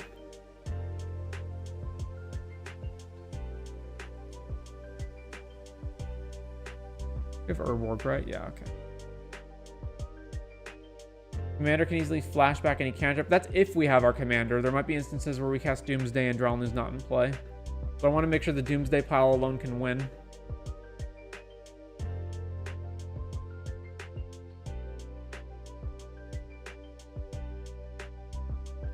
I'm going to say it's unlikely that we don't have 2 islands. And no, that's wrong. If we're going to add another card, we may as well just add Street Wraith and say we always have it.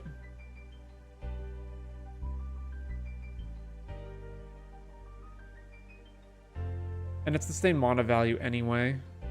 Let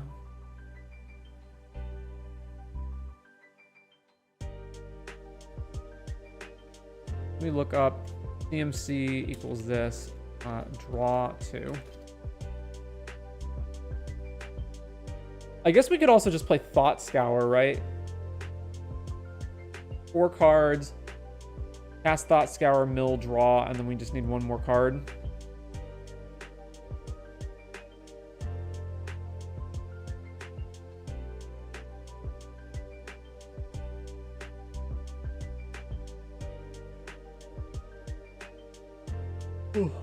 Right? That would do it. The Thought Scour. Instead of Street Wraith, we can just have this instead of Careful Study. Careful Study is actually good with our commander because we can bin spells that we flash back, I guess. There's also Mental Note. That's like another one that basically does the same thing. Mental Note.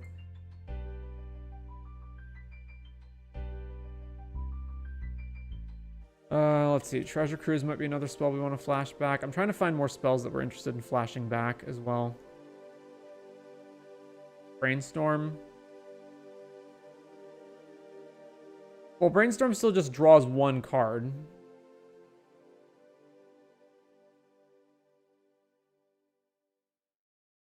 Or deck count. 103. So we got Greaves, Misdirect, Slip Out, Spellskite. Definitely Imp's Mischief get gone in our blue deck that has tons of counter spells. We have 14 counter spells. This seems fine. Got 21 ramp. That can get cut down. What's our worst ramp spell? Liquid Metal Torque? Yeah, get rid of Torque.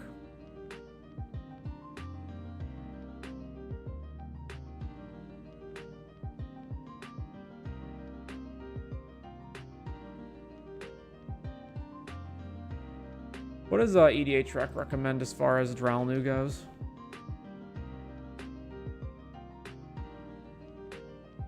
Riptide Lab? That's not great. Anyway. A Frantic Search. Actually, Frantic Search is even better than Careful Study, right? Yeah. Frantic Search.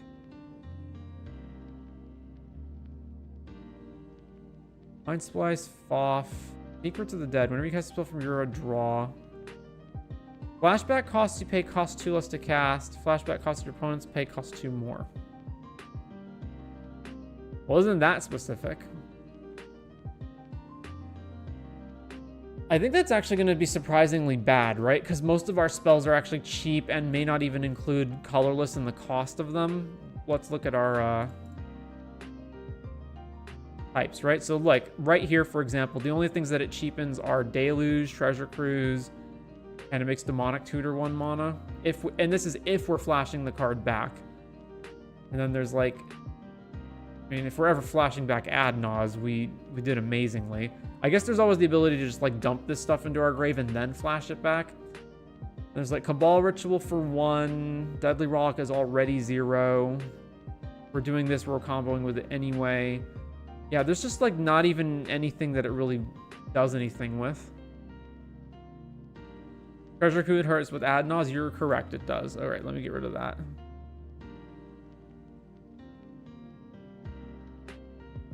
Well, Misdirection also hurts with Ad Nause, so we can do this. I think we want to keep Force of Will, though.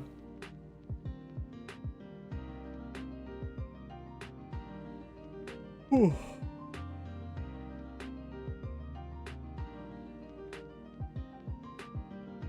So it's 4 mana before we get our first untap with Pemin's Aura, right? I like the fact that it protects our guy, though. We can just slap Pemin's Aura on it and then just hold 1 mana up to give it Shroud. Alright, I think I'm not going to bother with Catalyst Stone. And then we got, yeah, all this stuff. We won't Feed the Swarm. Where's our removal? We got 3 different bounce effects, and we're trying to combo really fast. I don't think we need that. Then random cantrips. Archmage and Maritas to draw cards. Not good there. Every player casts a spell from the graveyard. Draw, yeah. Why in the world proliferate?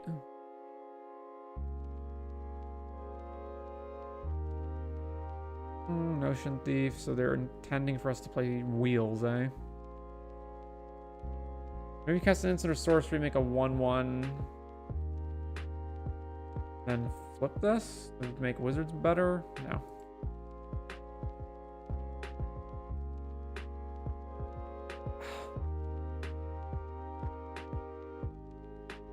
Why the proliferating? Is there something I'm missing? Not with Dralnu. Hullbreaker. No, we couldn't get past that.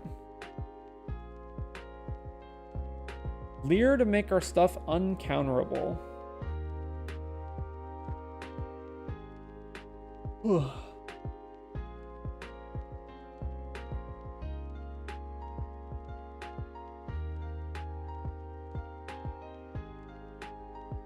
mean, that is quite the card, eh?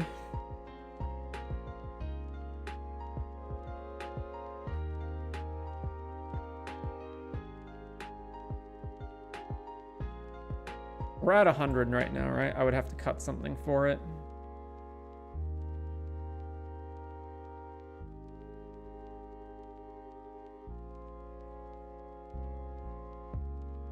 Leer feels like a better version of Dralnu. Well, you're not in black, though, so you don't get access to, like, Doomsday and the specific tutors that combo with Thoracle. And you don't get Ad Nause. Do I want Leer?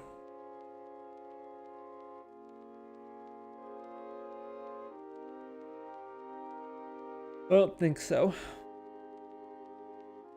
Lear has the huge downside of it looks like it's all upside, but it's not, because it means your opponent's spells are also uncounterable. So let's say you play Lear and you've got to pass the turn because Lear's 5 mana, so you might not have enough to do anything else. Then if another player tries to go for their combo, no one can counter them. It's the same reason why like Teferi Time Raveler doesn't show up anywhere near the rate you would expect it to. Spellseeker, no.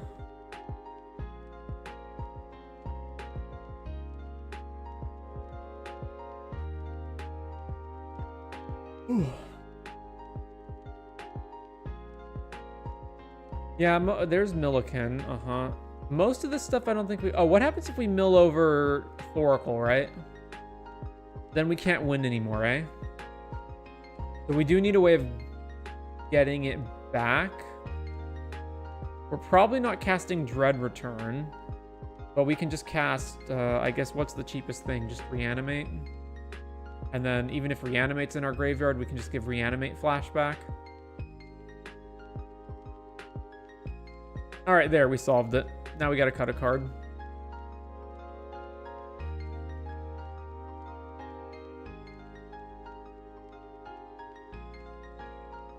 We've got Dispel.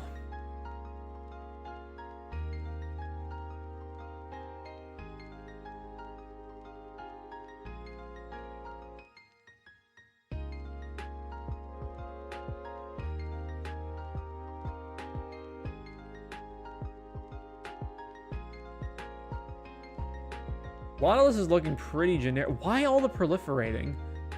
Because they just think you're gonna do infect stuff? Why? Yeah. Bubbling Mock, no. There's Gix Probe. I doubt most of the versions of this deck are taking the, yeah, Tendrils of Agony. I doubt most of them are taking the Doomsday plan.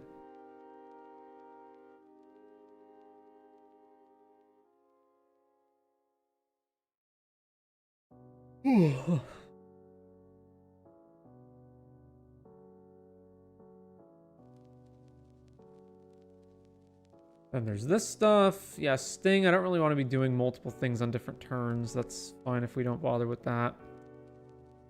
There's Bolus Reservoir Top. Oh, I should probably have Wishclaw Talisman, eh?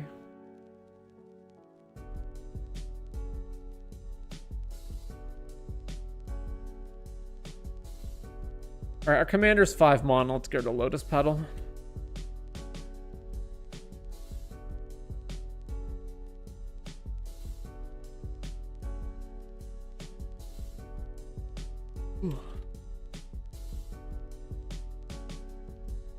Wishclaw in. What else do we got?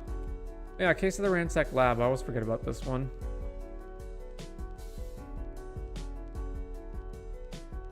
Cast a whole bunch of spells on the same turn, though. And a lot of our spells are counter spells. Okay, let's ignore that. Dark Typhoon.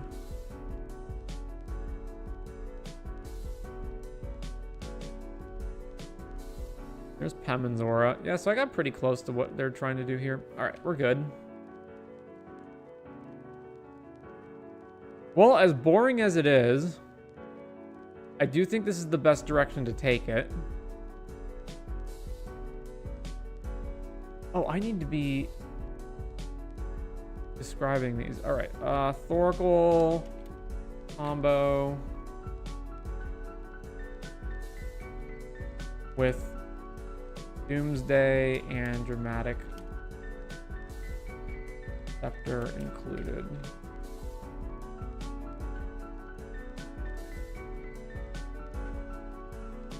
Here is the link in the chat. Dralnu. I think I forgot to give a description to the last one. Oh yeah, Olivia.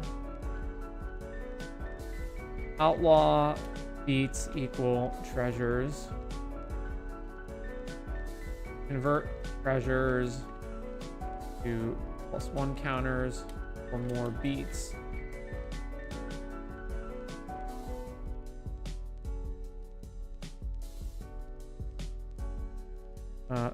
Stacks to slow down opponents.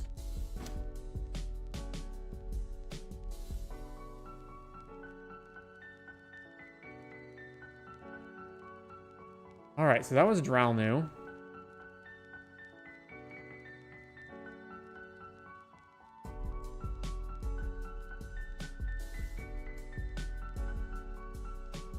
One second.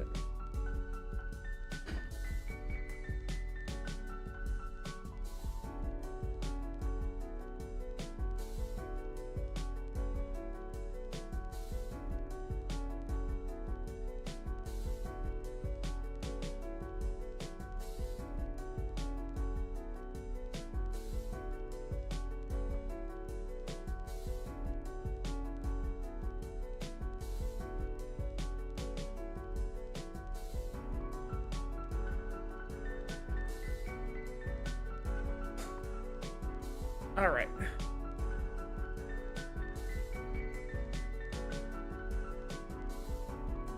The Atraxa critique for Quick Blaze.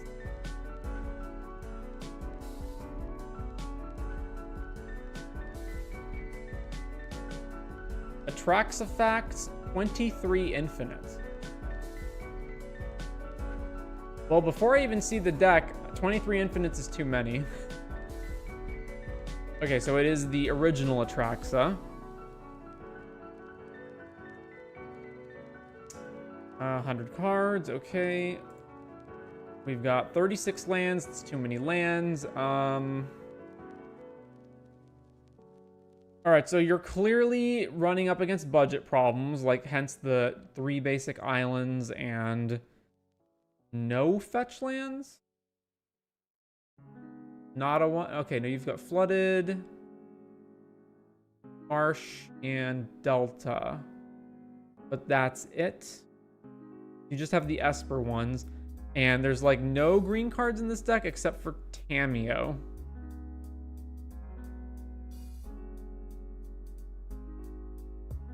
Okay.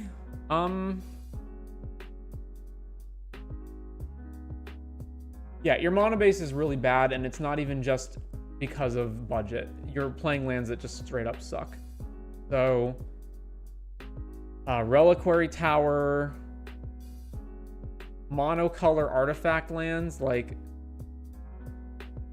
you have 19 artifacts according to this, and that's not even counting creatures that are also artifacts, which is plenty enough for Mox Opal. So unless there's some other reason why you need artifact lands for some reason, like Seed of the Synod, Ancient Den, and Vault of Whispers have no place being here. If the lack of the other fetch lands is a budget thing, then fine, but otherwise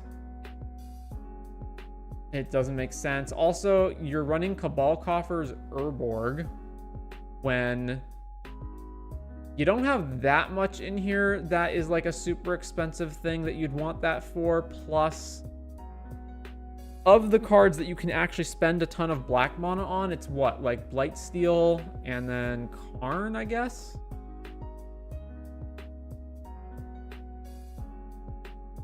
And I also get an Atraxa +1 commander's creature deck critique. Can wait until tomorrow, so not the same commander back to back. Sure. But you're on the bottom of the list anyway. Atraxa +1 counters. Critique.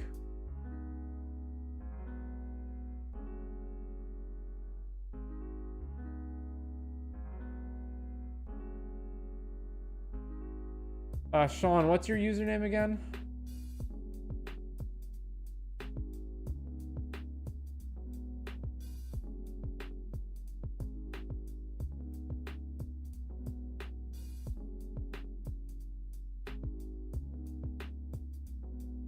Okay, aside from that, you're also playing like bounce lands. You're playing, you know, Bajuka Bog, Darksteel Citadel, Deserted Temple. I assume is in here just so you can untap Cabal Coffers. Yeah, you're playing bounce lands. You're playing Triple Island. Like, one plains. Is there a swamp in here? There's one swamp. Okay. Yeah, Reliquary Tower. You got to understand, you're a 4-color deck. Well, you're not really a 4-color deck. You're a 3-color deck with 3 cards that have green in them. But regardless, you cannot afford to be running these colorless lands and these like 1-color lands in your 3-color deck. That sometimes also needs a 4th color. No shot.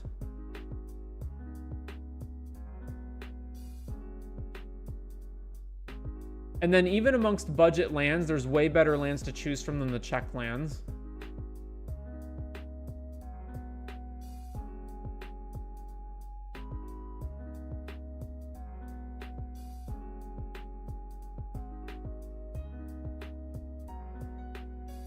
Welcome back, Napoli. So that's one thing. Like, then we've got artifacts. So we've got Signet, Basalt, Contagion Engine. Okay. Darksteel Forge, Signet, Dimir Signet, Gilded Lotus. Monocrypt is banned. So I assume this hasn't been updated. Last updated 2 hours ago. Okay. I stand corrected. Monocrypt is banned. Monovault, Mox Opal, Icosynth Lattice, Disc, Orzhov Signet Rings, Sculpting Steel, Simic Signet, Soul Ring Temple, Time Sieve, Voltaic Key. So of those, the ones that ramp you that are not Gilded Lotus, because, you know, that's a bunch, are Signet, that's banned. Vault is so incredibly dubious here, but let's just count that. Opal, Signet, Sol Ring, and that's it. So 7. Not nearly enough ramp, especially considering the curve here. Your stuff is real expensive. You got a bunch of like 4+ mana planeswalkers, your commander's 4 mana, you've got a bunch of other things in here that are expensive. Like, geez, that's not enough ramp.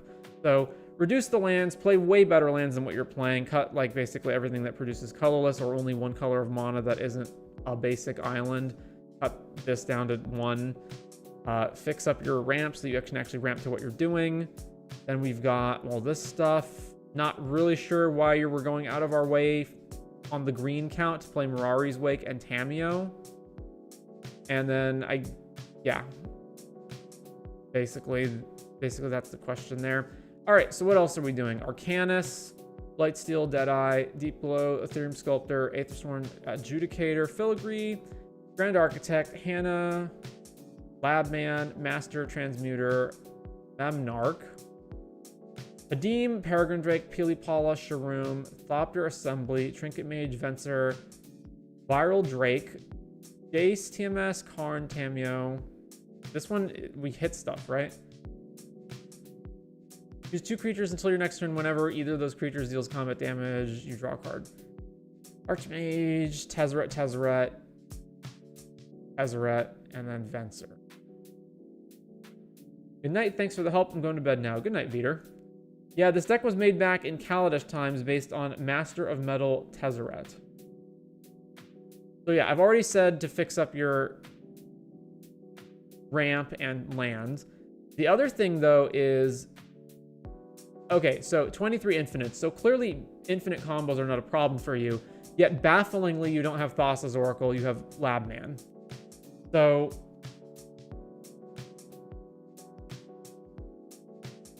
But then also, it's not just infinites, it's planeswalkers with proliferating. And then you're playing like Viral Drake, which is a horrendous card. Just absolutely atrocious. Unless this is a combo piece, because it has an activated ability that you can proliferate a bunch of times. Which of these planeswalkers would I win the game with instantly if I activated their ultimate? Probably Karn.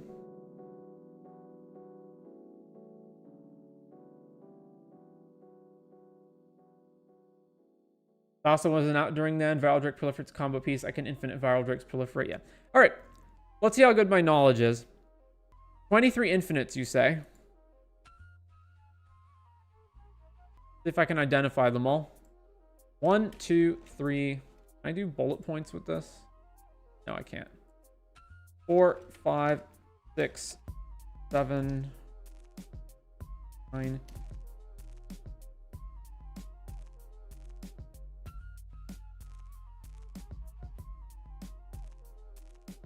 Put my knowledge to the test. All right.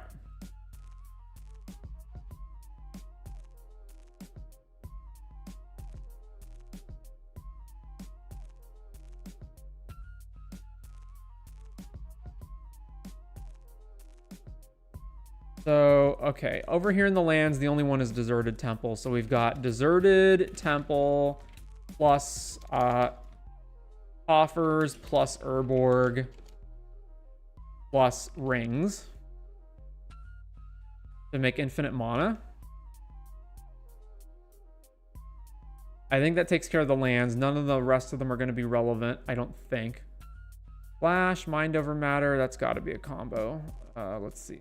Discard to untap something. So Mind Over Matter plus Arcanus equals draw your whole deck. Although you can only draw it in increments of 3. So if Labman is in like the final amount, you won't do it. But presumably drawing your whole deck will be good enough. All right. Time Sieve plus Thopter. Assembly is take infinite turns. Oh, I forgot. Okay, Mind Over Matter plus Temple Bell. That also draws your whole deck. What else we got? Darksteel, where is it? Darksteel Forge plus Nev Disc. Continuously blow up the field except for your own stuff. And not everything you have is an artifact, so it's not quite like it doesn't quite protect everything you have, but close enough, I guess. Also, Nev Disc doesn't kill planeswalkers, so all of your planeswalkers will survive. Lattice plus Karn is not here, so what is here? I guess Lattice plus... I guess, are you counting Lattice in this group of combos? Because I don't know if that would be an additional combo or not. Not looking at the chat, because I want to see if I can get them all.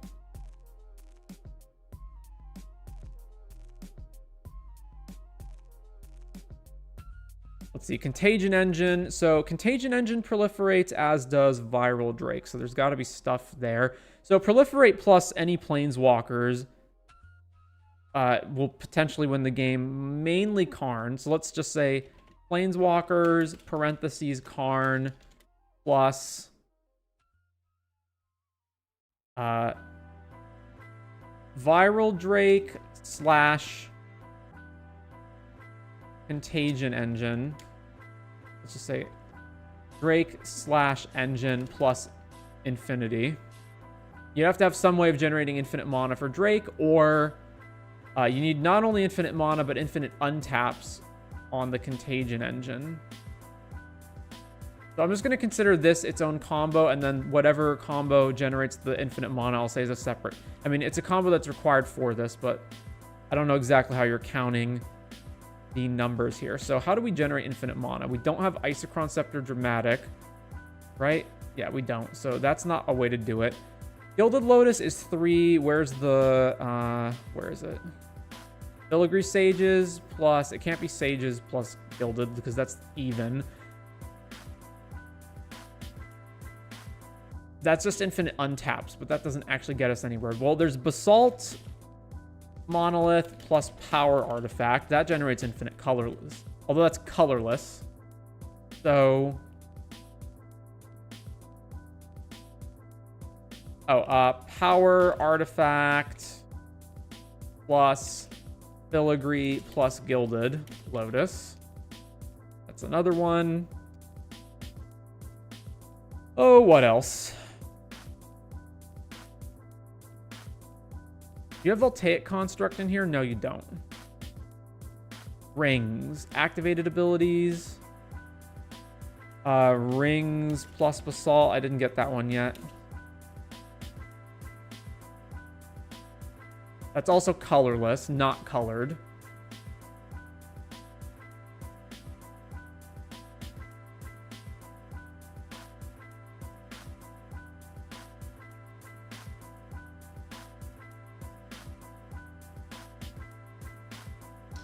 I mean, Power Artifact plus Mana Vault during your upkeep, right? What's the Oracle text on Mana Vault?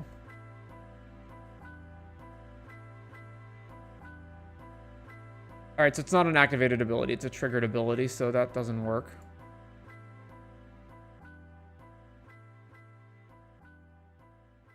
Deserted Temple only hits lands.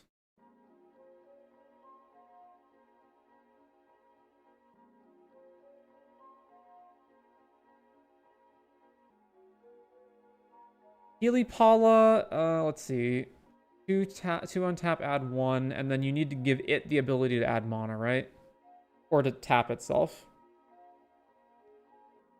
So if we do Power Artifact, that doesn't become 0, right? It becomes... What's Power Artifact? Power Artifact. Can't reduce the mana to less than 1. Yeah, okay. So Healy Paula is net even. What about Master Transmuter? You have Shroom in here. Okay, Shroom plus Sculpting Steel. That's infinite looping out of the graveyard, but then you still need something else to actually win, right? Do you have Disciple of the Vault, or what do we got here? Where's the third piece?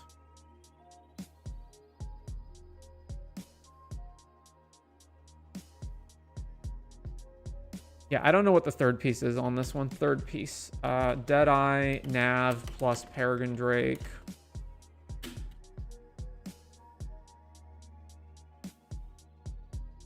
Manus 3 tap, return to your hand. I don't think that's a combo.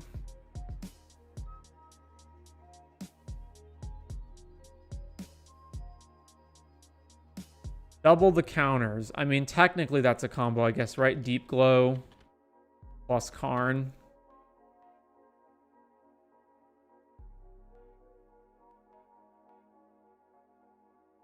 Fencer, Blink stuff, or Flicker stuff. So we don't get it until end step. Master of Metal is heal, target opponent loses life. Bolas turns a non-creature artifact into an artifact creature. So that's got to be involved with something, right?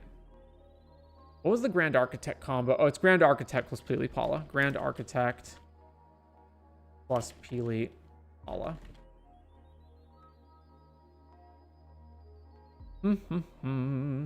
Tezzeret searches, untaps. If we rings, we still can't activate Tezzeret more than once a turn, so that's irrelevant. Turning a non-creature artifact into a creature. Why is that relevant? The Voltaic Construct would be relevant with... where's Filigree? Filigree doesn't matter. I guess you can turn... Now, you don't have Coding or Torque, so turning these things into artifacts is irrelevant. The Fairy plus... Normally that'd be Chain Veil, but you don't have Chain Veil. Jace, Arn.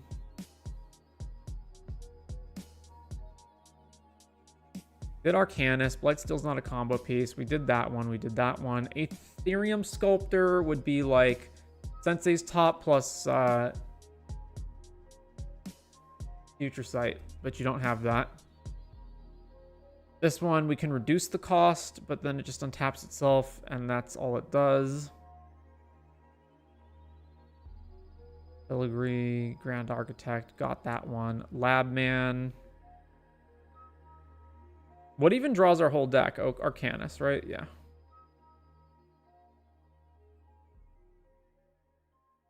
How does looping stuff?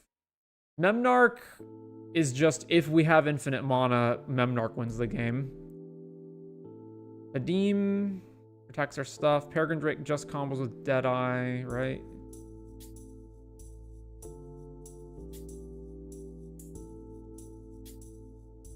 I guess there are transmuter loops that we can do if we turn everything into artifacts, like Lattice, right?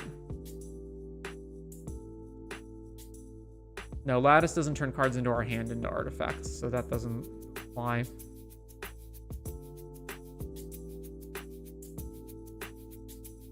All right, I think I'm out. I don't think I can find the rest, whatever they are.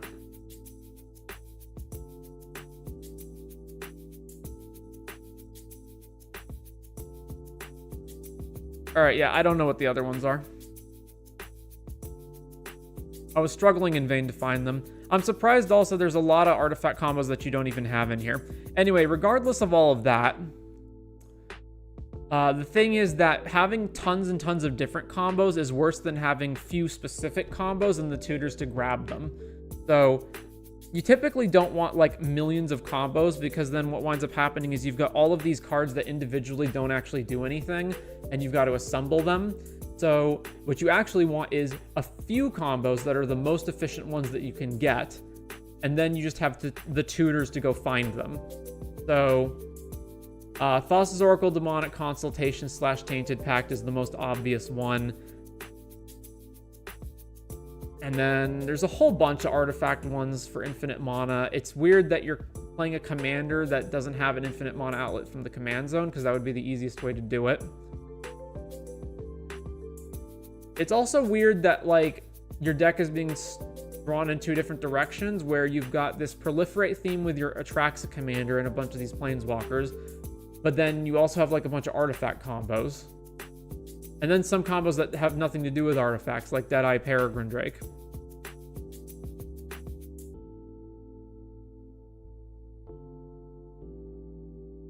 So yeah, really tighten up your mana base, cut the number of lands that you have in total, cut a lot of the lands, especially the ones that are colorless or only produce one color, since you're a 3+ color deck. Reflecting Pool is also not good, but I can understand running it if you are on a budget. However, regardless of whether you're on a budget, there are cheap dual lands that are better than the check lands and bounce lands that you have in here. So get rid of those. Try to slim the combos down to fewer combos. Just pick out the ones that are the best or that have the most overlap with each other and just play those ones. I don't know if you're attached to Atraxa specifically, but there are better commanders that you can play from the command zone that are in this specific combination. Like even Shroom, if all you're trying to do is artifact combos, is basically in your colors. Let's see what else. And like has artifact combos from the command zone. Figure out what your theme is, because you're 20% in on like assemble a bunch of different combos, and then you're 10% in on proliferating planeswalkers. And there's also like a bunch of weird decisions, like the fact that you've apparently just refused to play any green cards in your deck aside from the commander and 2 other cards that aren't even necessary. Which begs the question, like, A, why are you not running any other green cards? Or B, why are you choosing to have a 4-color commander instead of just an Esper commander? But there's just a bunch of weird choices. Like, so it sounds like from what you've been chatting, that essentially this is a deck that you made like years ago and then have never updated since then. Even though this says you updated it 2 hours ago, but maybe that's not correct. Like even Mono Crypt is still in here, obviously. So yeah, the deck's just clearly way out of date. Oh, I didn't even look at this. Like Diabolic Tutor is just terrible.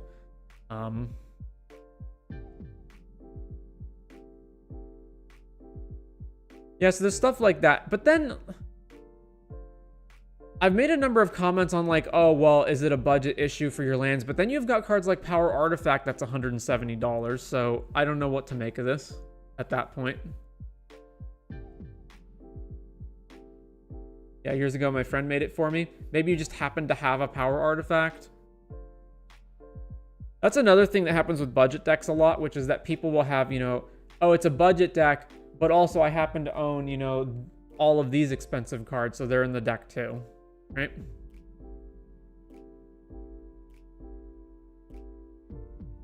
But yeah, fix your mana, add more ramp, figure out what you're doing thematically, because it's all over the place with its Planeswalker proliferating, but also various combos. Slim the combos down to fewer combos with more tutors to grab them. Definitely more interaction, because you've got Counterspell, Rift, Wrath, Disc, and that's it. You've got 4 cards that interact with your opponent. Decide whether you actually want to be green or not. If you are going to be green, play more green cards that are good. If You're not going to be green. You can still play Atraxa, but like, why are you running Miraris and Tameo?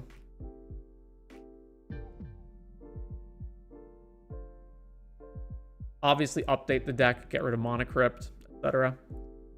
Yeah, the lands are budget, and I picked up Power Artifact and it was 16 bucks before it got popular. Yeah, that happens a lot too. Like, players will have cards that are super expensive because, well, I already owned it, and now it's expensive when it wasn't before. Or, you know, I happened to crack this in a pack, or I traded for it, or whatever.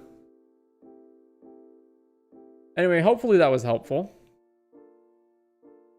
We're going to see how long I can keep this up, because apparently deciding to start streaming at 7 at night was a bad idea.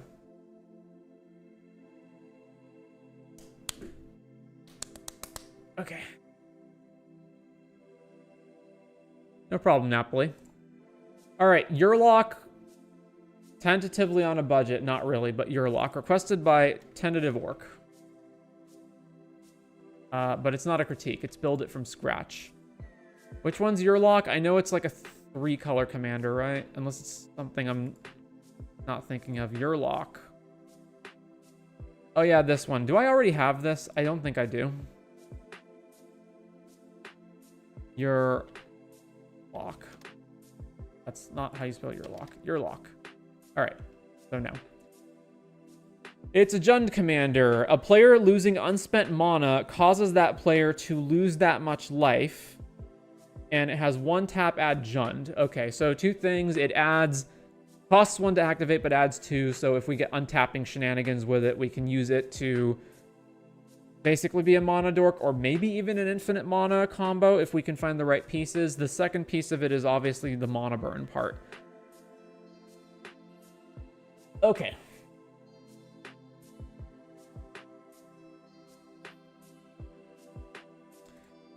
So the problem with the mana burn part is that in order to make that function, we have to force our opponents to generate more mana than they would have normally.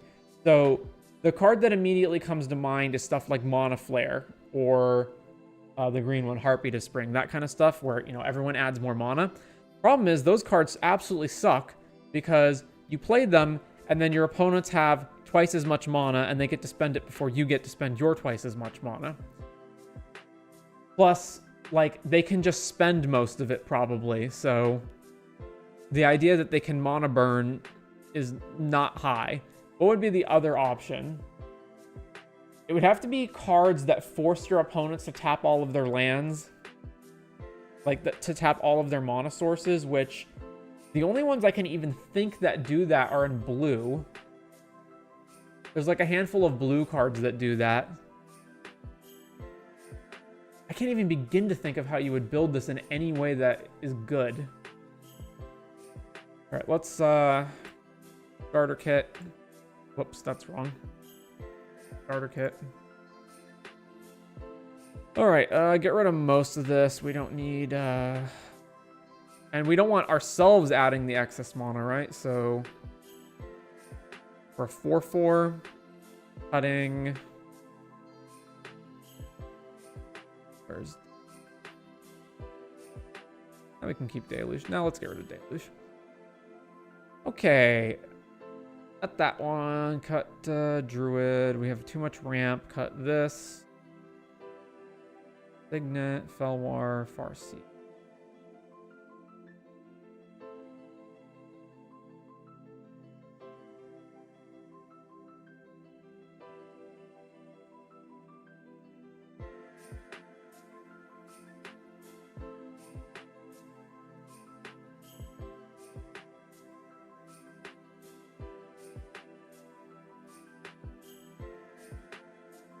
Where did I get rid of that? Farseer, Felwar, Signet. All right, we're at 19. So we need 3 different colors, so hang on, let's add Signet back. Felwar. And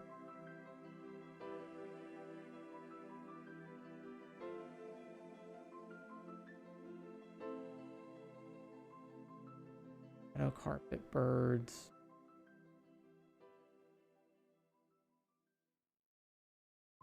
Probably want to get rid of the green ones. So if we're doing Mana Flare stuff, then I'm gonna want the land ramp cards.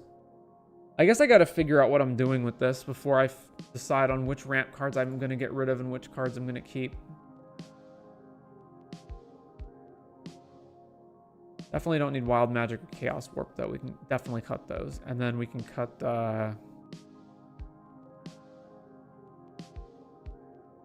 something here. We're not gonna play Mana Vault or Dark Ritual. Okay. And then the lands, I need to cut Flooded Strand. And then we're good. All right, what in the world are we doing with this guy? I'm definitely not playing Mox Amber at the very least, and I'm definitely not playing the colorless adding Mana Rocks or these worse creatures. Heartless, get out of here.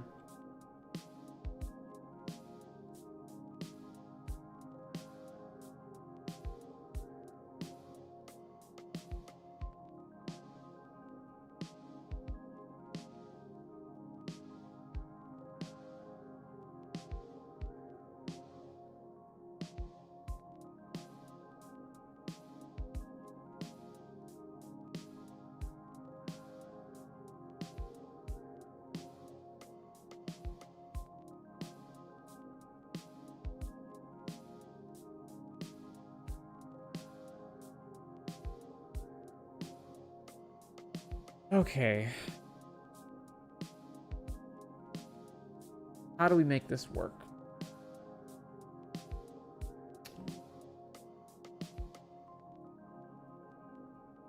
We need to increase the amount of mana that our opponents are making, or at the very least, well, I guess we don't have to do that, but the thing we definitely have to do is force our opponents to tap all of their mana sources every turn. But we also have to make it that they can't spend that mana. So, or they can't spend all of it. So there's Mana Flare, Heartbeat of Spring, and Overabundance.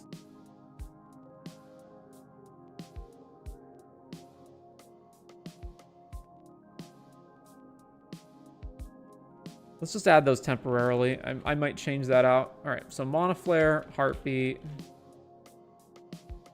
Overabundance. Yeah, okay. So whenever a player taps a land for mana, add 1 mana of the same type. And then Overabundance does the same thing, but they take a damage.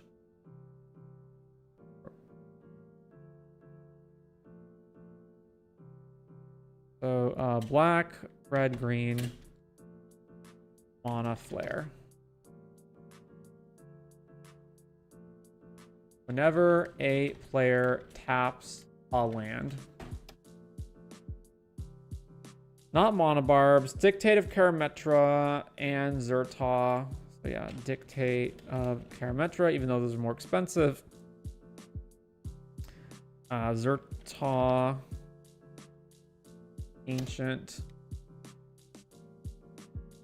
Barb Flare Gremlin. Whenever a player taps a mana, if the player adds 1 mana of any type the land produces, and the land deals 1 damage. So it's a creature version of Overabundance. Okay, that's fine. Barb Flare Gremlin. And then not Mana Barbs and not Price of Glory, but we've added all the rest. Then we need them to have to tap their lands. What's the card called? War's Toll?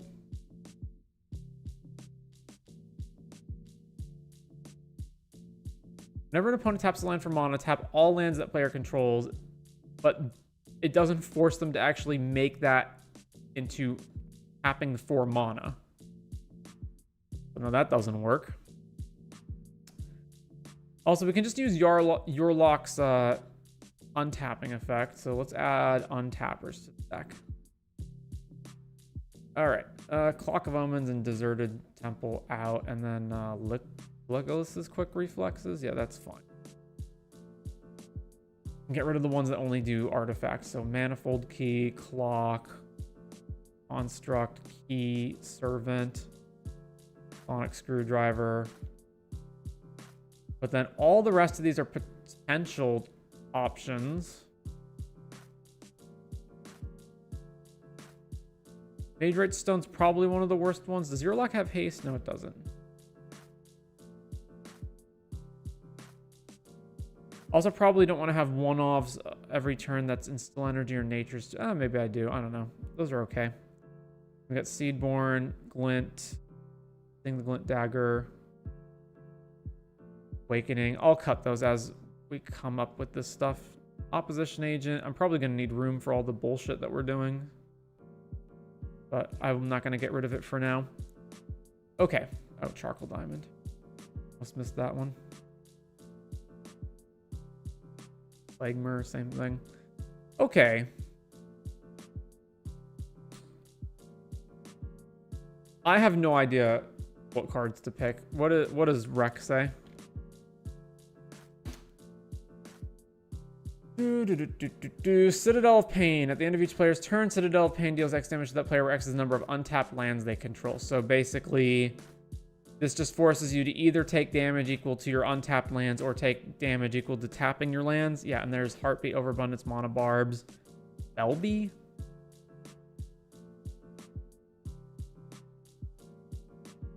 You would lose unspent mana. The mana becomes colorless so that you don't take your own mana burn. Okay, both of these just seem bad. Oh yeah, there's Magus of the Vineyard. So you can just, rather than your lands tap for more, you can just give your opponent's mana.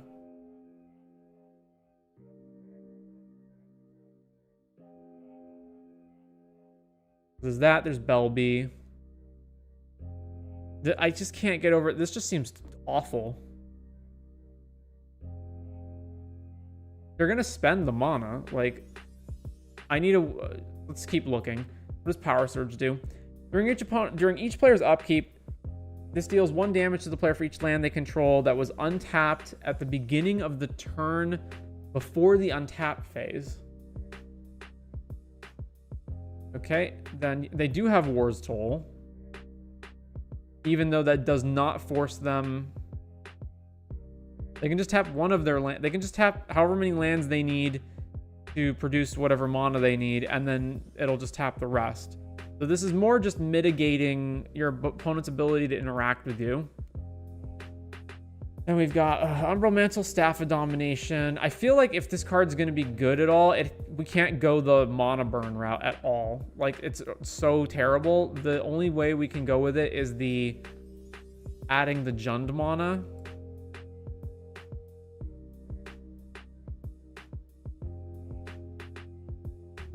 Umbral Mantle. So we're adding 3, and then we're tapping for... We're untapping for 3, and then we're tapping 1, so we're paying 4 to get 3, so we're losing mana on that exchange. Same thing with Staff of Domination. At the end of each player's turn, that player sacrifices an untapped land. Okay. Then Helix Pinnacle. I did think of that before because you need an outlet for all your excess mana to go to. Okay, and then what else do we have? Scythecaller Raptor. Whenever a player casts a spell, if it's not their turn, deal 4 to them. Karavek. Then we've got like Omnath and Leyline Tyrant so that our mana doesn't empty. Sure. What is this card? Whenever a land enters. Okay. This feels like it might be a pick to just give you a hard time.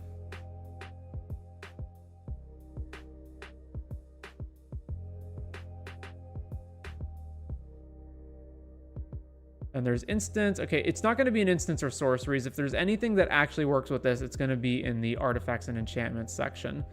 Artifacts and enchantments. Sword of the Paw runes. We're still losing out on that exchange because it's 4 to get 3.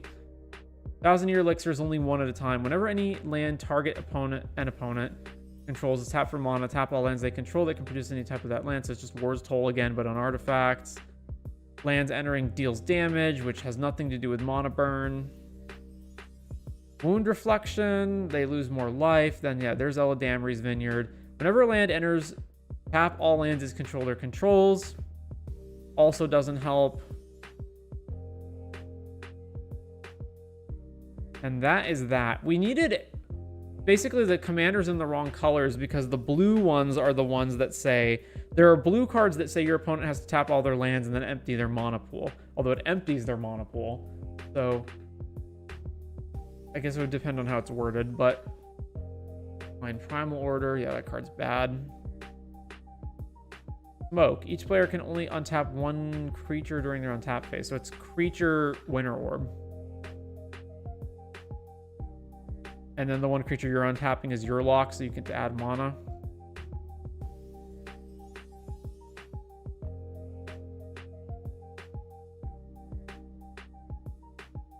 So we've got all of these mana accelerating cards that make our lands tap for more.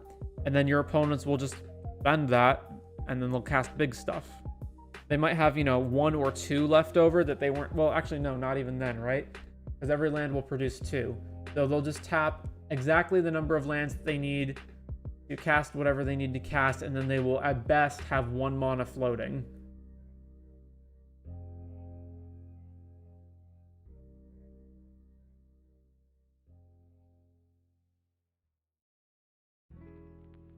All right. For the first time, we've found a commander that's so atrocious that I'm actually going to give up on it. Goodbye, Yurlok. There's no way to make its mana burn ability actually viable. And then the other mode is just spend 1 mana to get 3, so net 2. So that's just a 4 mana creature that generates 2 mana, which is worse than a million other things you could be doing. Like, there are cards that are cheaper than 4 that give you 2. So Palladium Myr and a bunch of other creatures in green are creatures that are 3 mana and tap to add 2. So it's not even unique on that front.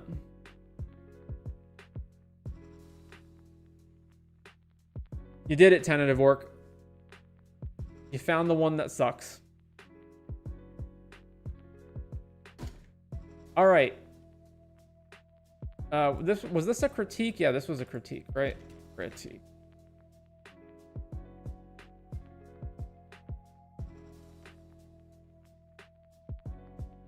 Jared the Monarch. Oh, it's not the Jared Planeswalker, it's the Jared creature. So, Naya, when it enters, target opponent becomes the Monarch. You can't become the Monarch this turn, so you can't give them the Monarch and then just immediately steal it back. If damage would be dealt to Jared while you're the Monarch, prevent that damage and put that many +1 counters on it.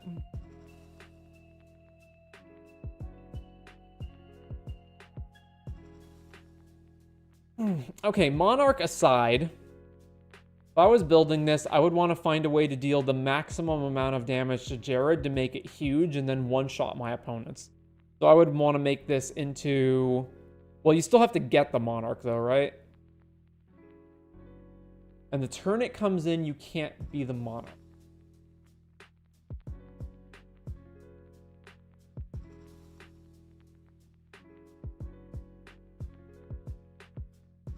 You could give your opponent Shroud, and then its ability would fizzle because you can't target them, but then you're still not the Monarch, and no one became the Monarch, so you can't steal the Monarch. If you play something else that gives you the Monarch ahead of time, then once you cast Jared, he will switch the Monarch off of you. So you have to become the Monarch at instant speed, or you just have to wait until it's your next turn and steal it back. And specifically, you've got to steal it back in a way that doesn't involve hitting your opponent, because if you just attack your opponent and steal the Monarch, then you've already gone to combat, and any huge amount of +1 counters you could have potentially added to Jared is not going to apply until the next turn.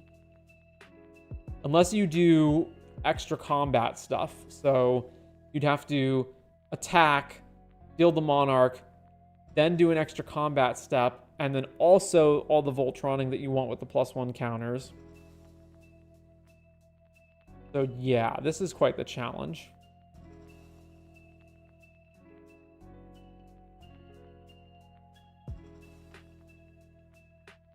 I think the major impediment here is going to be the timing on getting the Monarch back. All right, let's see what you've got. Tags are in. All right, so we've got 32 lands when you add in modal double-faced lands, but you have 6 of them. That strikes me as being really bad. Again, also 17 basics. Throne of the High City at least makes sense. Arena doesn't. If all you want to do is have Gerard fight stuff, there's way better ways of doing it than Arena. Okay.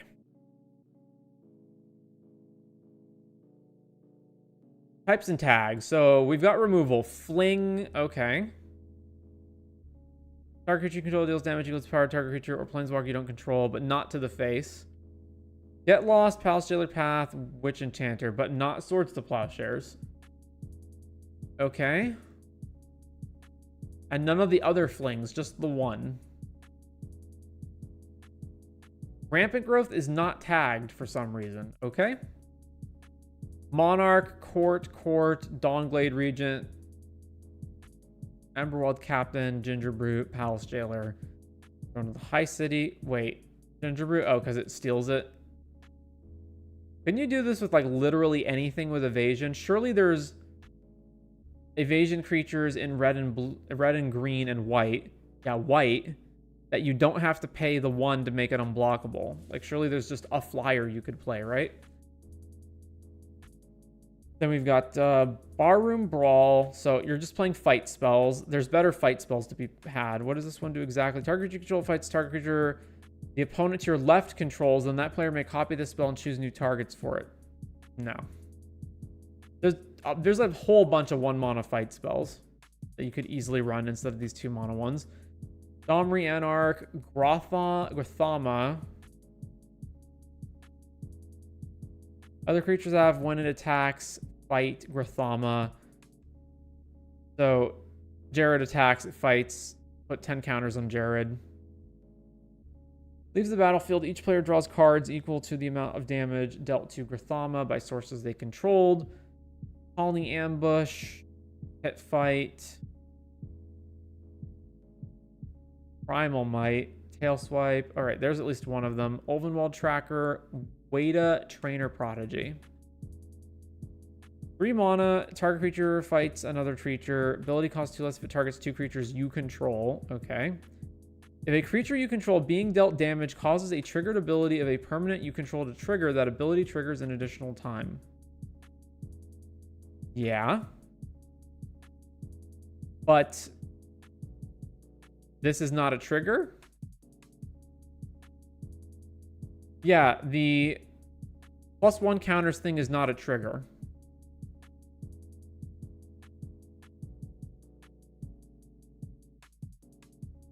So this doesn't work with Jared, unless you've got something else that this works with.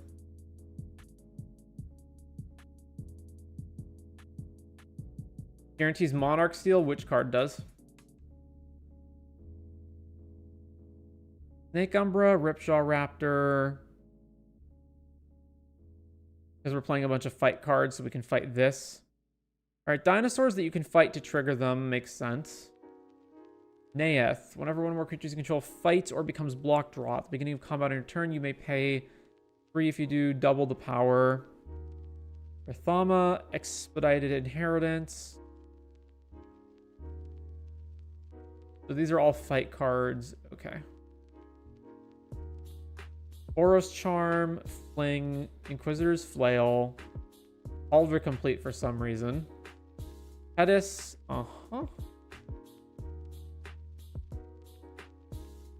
So the extra damage that Hedis causes is not combat damage, so it would have to... I mean, if you're dealing 21, that's still a lot. That's fine. Legion Leadership, against First Strike. Double its power and against First Strike. Rancor, then this overly expensive aura, then this aura, then this one. For each creature and enchantment you control. Temur Battle Rage, Twinferno. Board Wipes, Blasphemous, Chain Reaction, Chandra's Ignition, Although the ignition, if you're choosing Jared, is not hitting Jared, right? Deafening Clarion. Okay, Settle the Wreckage. Don't have any clue why you're running this. Solar Blaze and Star of Extinction. Damage ones. I don't know if there's anything else that's like a huge amount of damage besides that. There probably is. I can't think of it offhand. Damage redirection. Boros Reckoner, Brash Taunter, Stuffy Doll, Gideon's Sacrifice. Choose a creature, Planeswalker. All damage will be dealt this turn to you, and permanents you control is dealt to the chosen permanent instead. So if you like Blasphemous Act or something, and then you Gideon's, and then all the damage from everything else goes onto Jared, and Jared becomes gigantic. Whenever a creature or Planeswalker an opponent controls is dealt excess non-combat damage, deals damage equal to the excess to any target other than that permanent. So what's the card? Repercussion. There's a bunch of cards that I have in Jaya that basically do what you're trying to do here, but better. Repercussion is basically this, but it's 3 mana, and it's each opponent, not one target. Then Druid of the Anima, Farseek, Felwar Stone, Goblin and Archimancer, Elysian Caryatid, Sol Ring. I have no clue why Rampant Growth is not categorized into ramp. Skyshroud Elf, same thing. I don't know why that's untagged. No clue why you would want Silent Arbiter. Fiend Lash. +2/0 reach. Whenever equipped creature is dealt damage, deals damage equal to its power to target player or planeswalker. 5 mana to do this, though. And you've got Sunforger. Armory, Pilgrim, Baramba, Skill, Conqueror's Flail, Shield, Snake Umbra, Swiftfoot. Okay. Bear, what is Lorien Brooch? Oh, Trailblazer's Boots. You're just trying to make it unblockable. There's better ways to do it than Trailblazer's Boots. Haze is bad. Pariah, sure. Pariah's Shield. This is 8 mana. That's terrible. Savage Summoning, also don't need that. Twinferno, okay. And then we're considering this card draw, sure.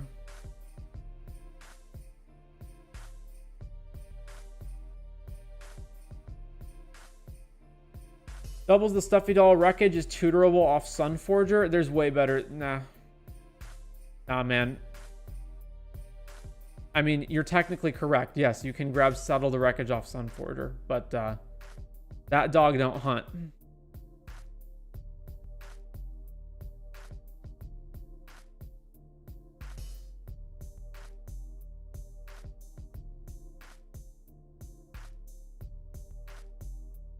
Oh, I didn't even read this. Voltron board wipe tribal, power level 6 with optional combo. What's the optional combo? So yeah, Wada doesn't work, right? I mean, if you're just playing it for fighting, that's fine, but the trigger, it doesn't matter.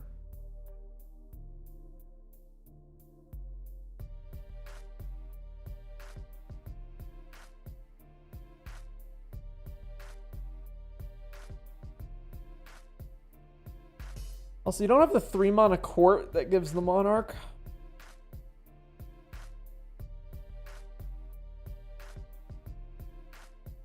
That's weird.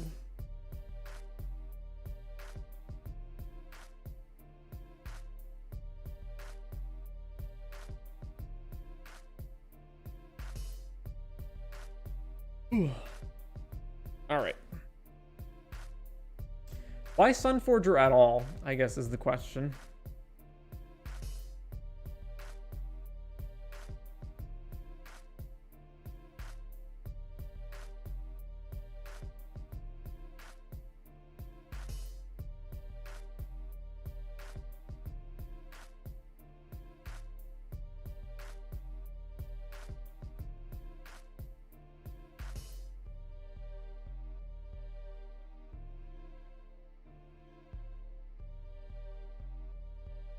Blazing Sunsteel.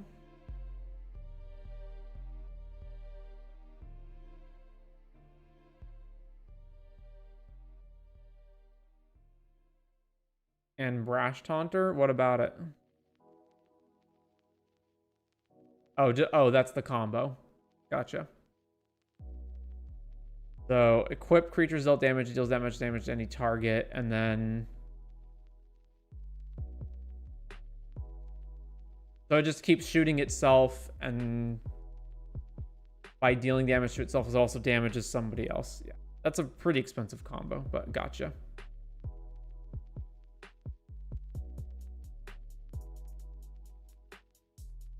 Surprised you don't have any equipment cheating in this deck if you have important equipment. How many equipment do you have anyway?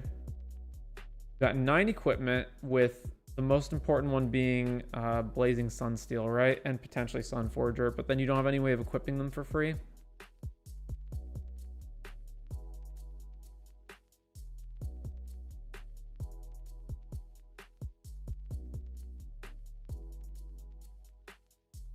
All right. Let's go ahead and make Jared.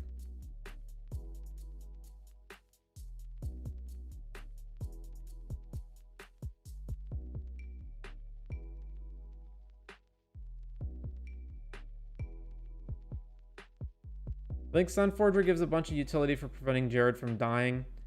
Not efficiently, it doesn't.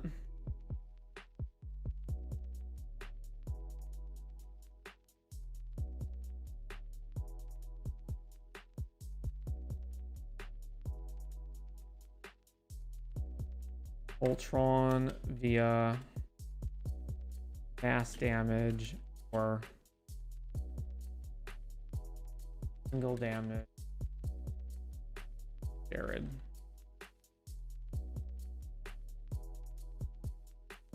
All right, I hate to do this, but I am just absolutely exhausted, and I don't want to. I could force myself to stay awake and build this, but I want to give this the attention it deserves. So what I'm going to do is, for you, Nolan, who's in the chat right now, who requested this, I am going to paste the link in here so that when I come back to this tomorrow, if you're not around, you still have that link available, and so you can just go and see what deck I wind up making. And we'll come back tomorrow and finish this, because right now I'm completely burnt out, and I'm not going to be able to. Let me put it this way. I could build the deck right now, but I don't want to start cutting corners and missing things because I'm tired. So I would rather, yeah, just end the stream for now. Realize starting the stream at 7 p.m. was a mistake. Not do that again. And just come back tomorrow when I'm refreshed and I can give this the attention it's due. So again, there's the link in the chat. That way, again, if you are unable to show up for tomorrow's stream, you can at least have that link, and then you can just see how the deck is built later on your own time. Anyway, for the people who did show up, I'm a little bit surprised, actually. I figured that since I was streaming at such a different time, maybe there wouldn't be as many people here, but it seems like we still got a lot, including all the usual suspects. And then I had another request from Death Penalty, so we'll also get that tomorrow, and hopefully Edward Nigma will be here for their cube as well. Anyways, regardless, thank you for everyone who showed up. Hope you enjoyed yourselves. I'll see you tomorrow.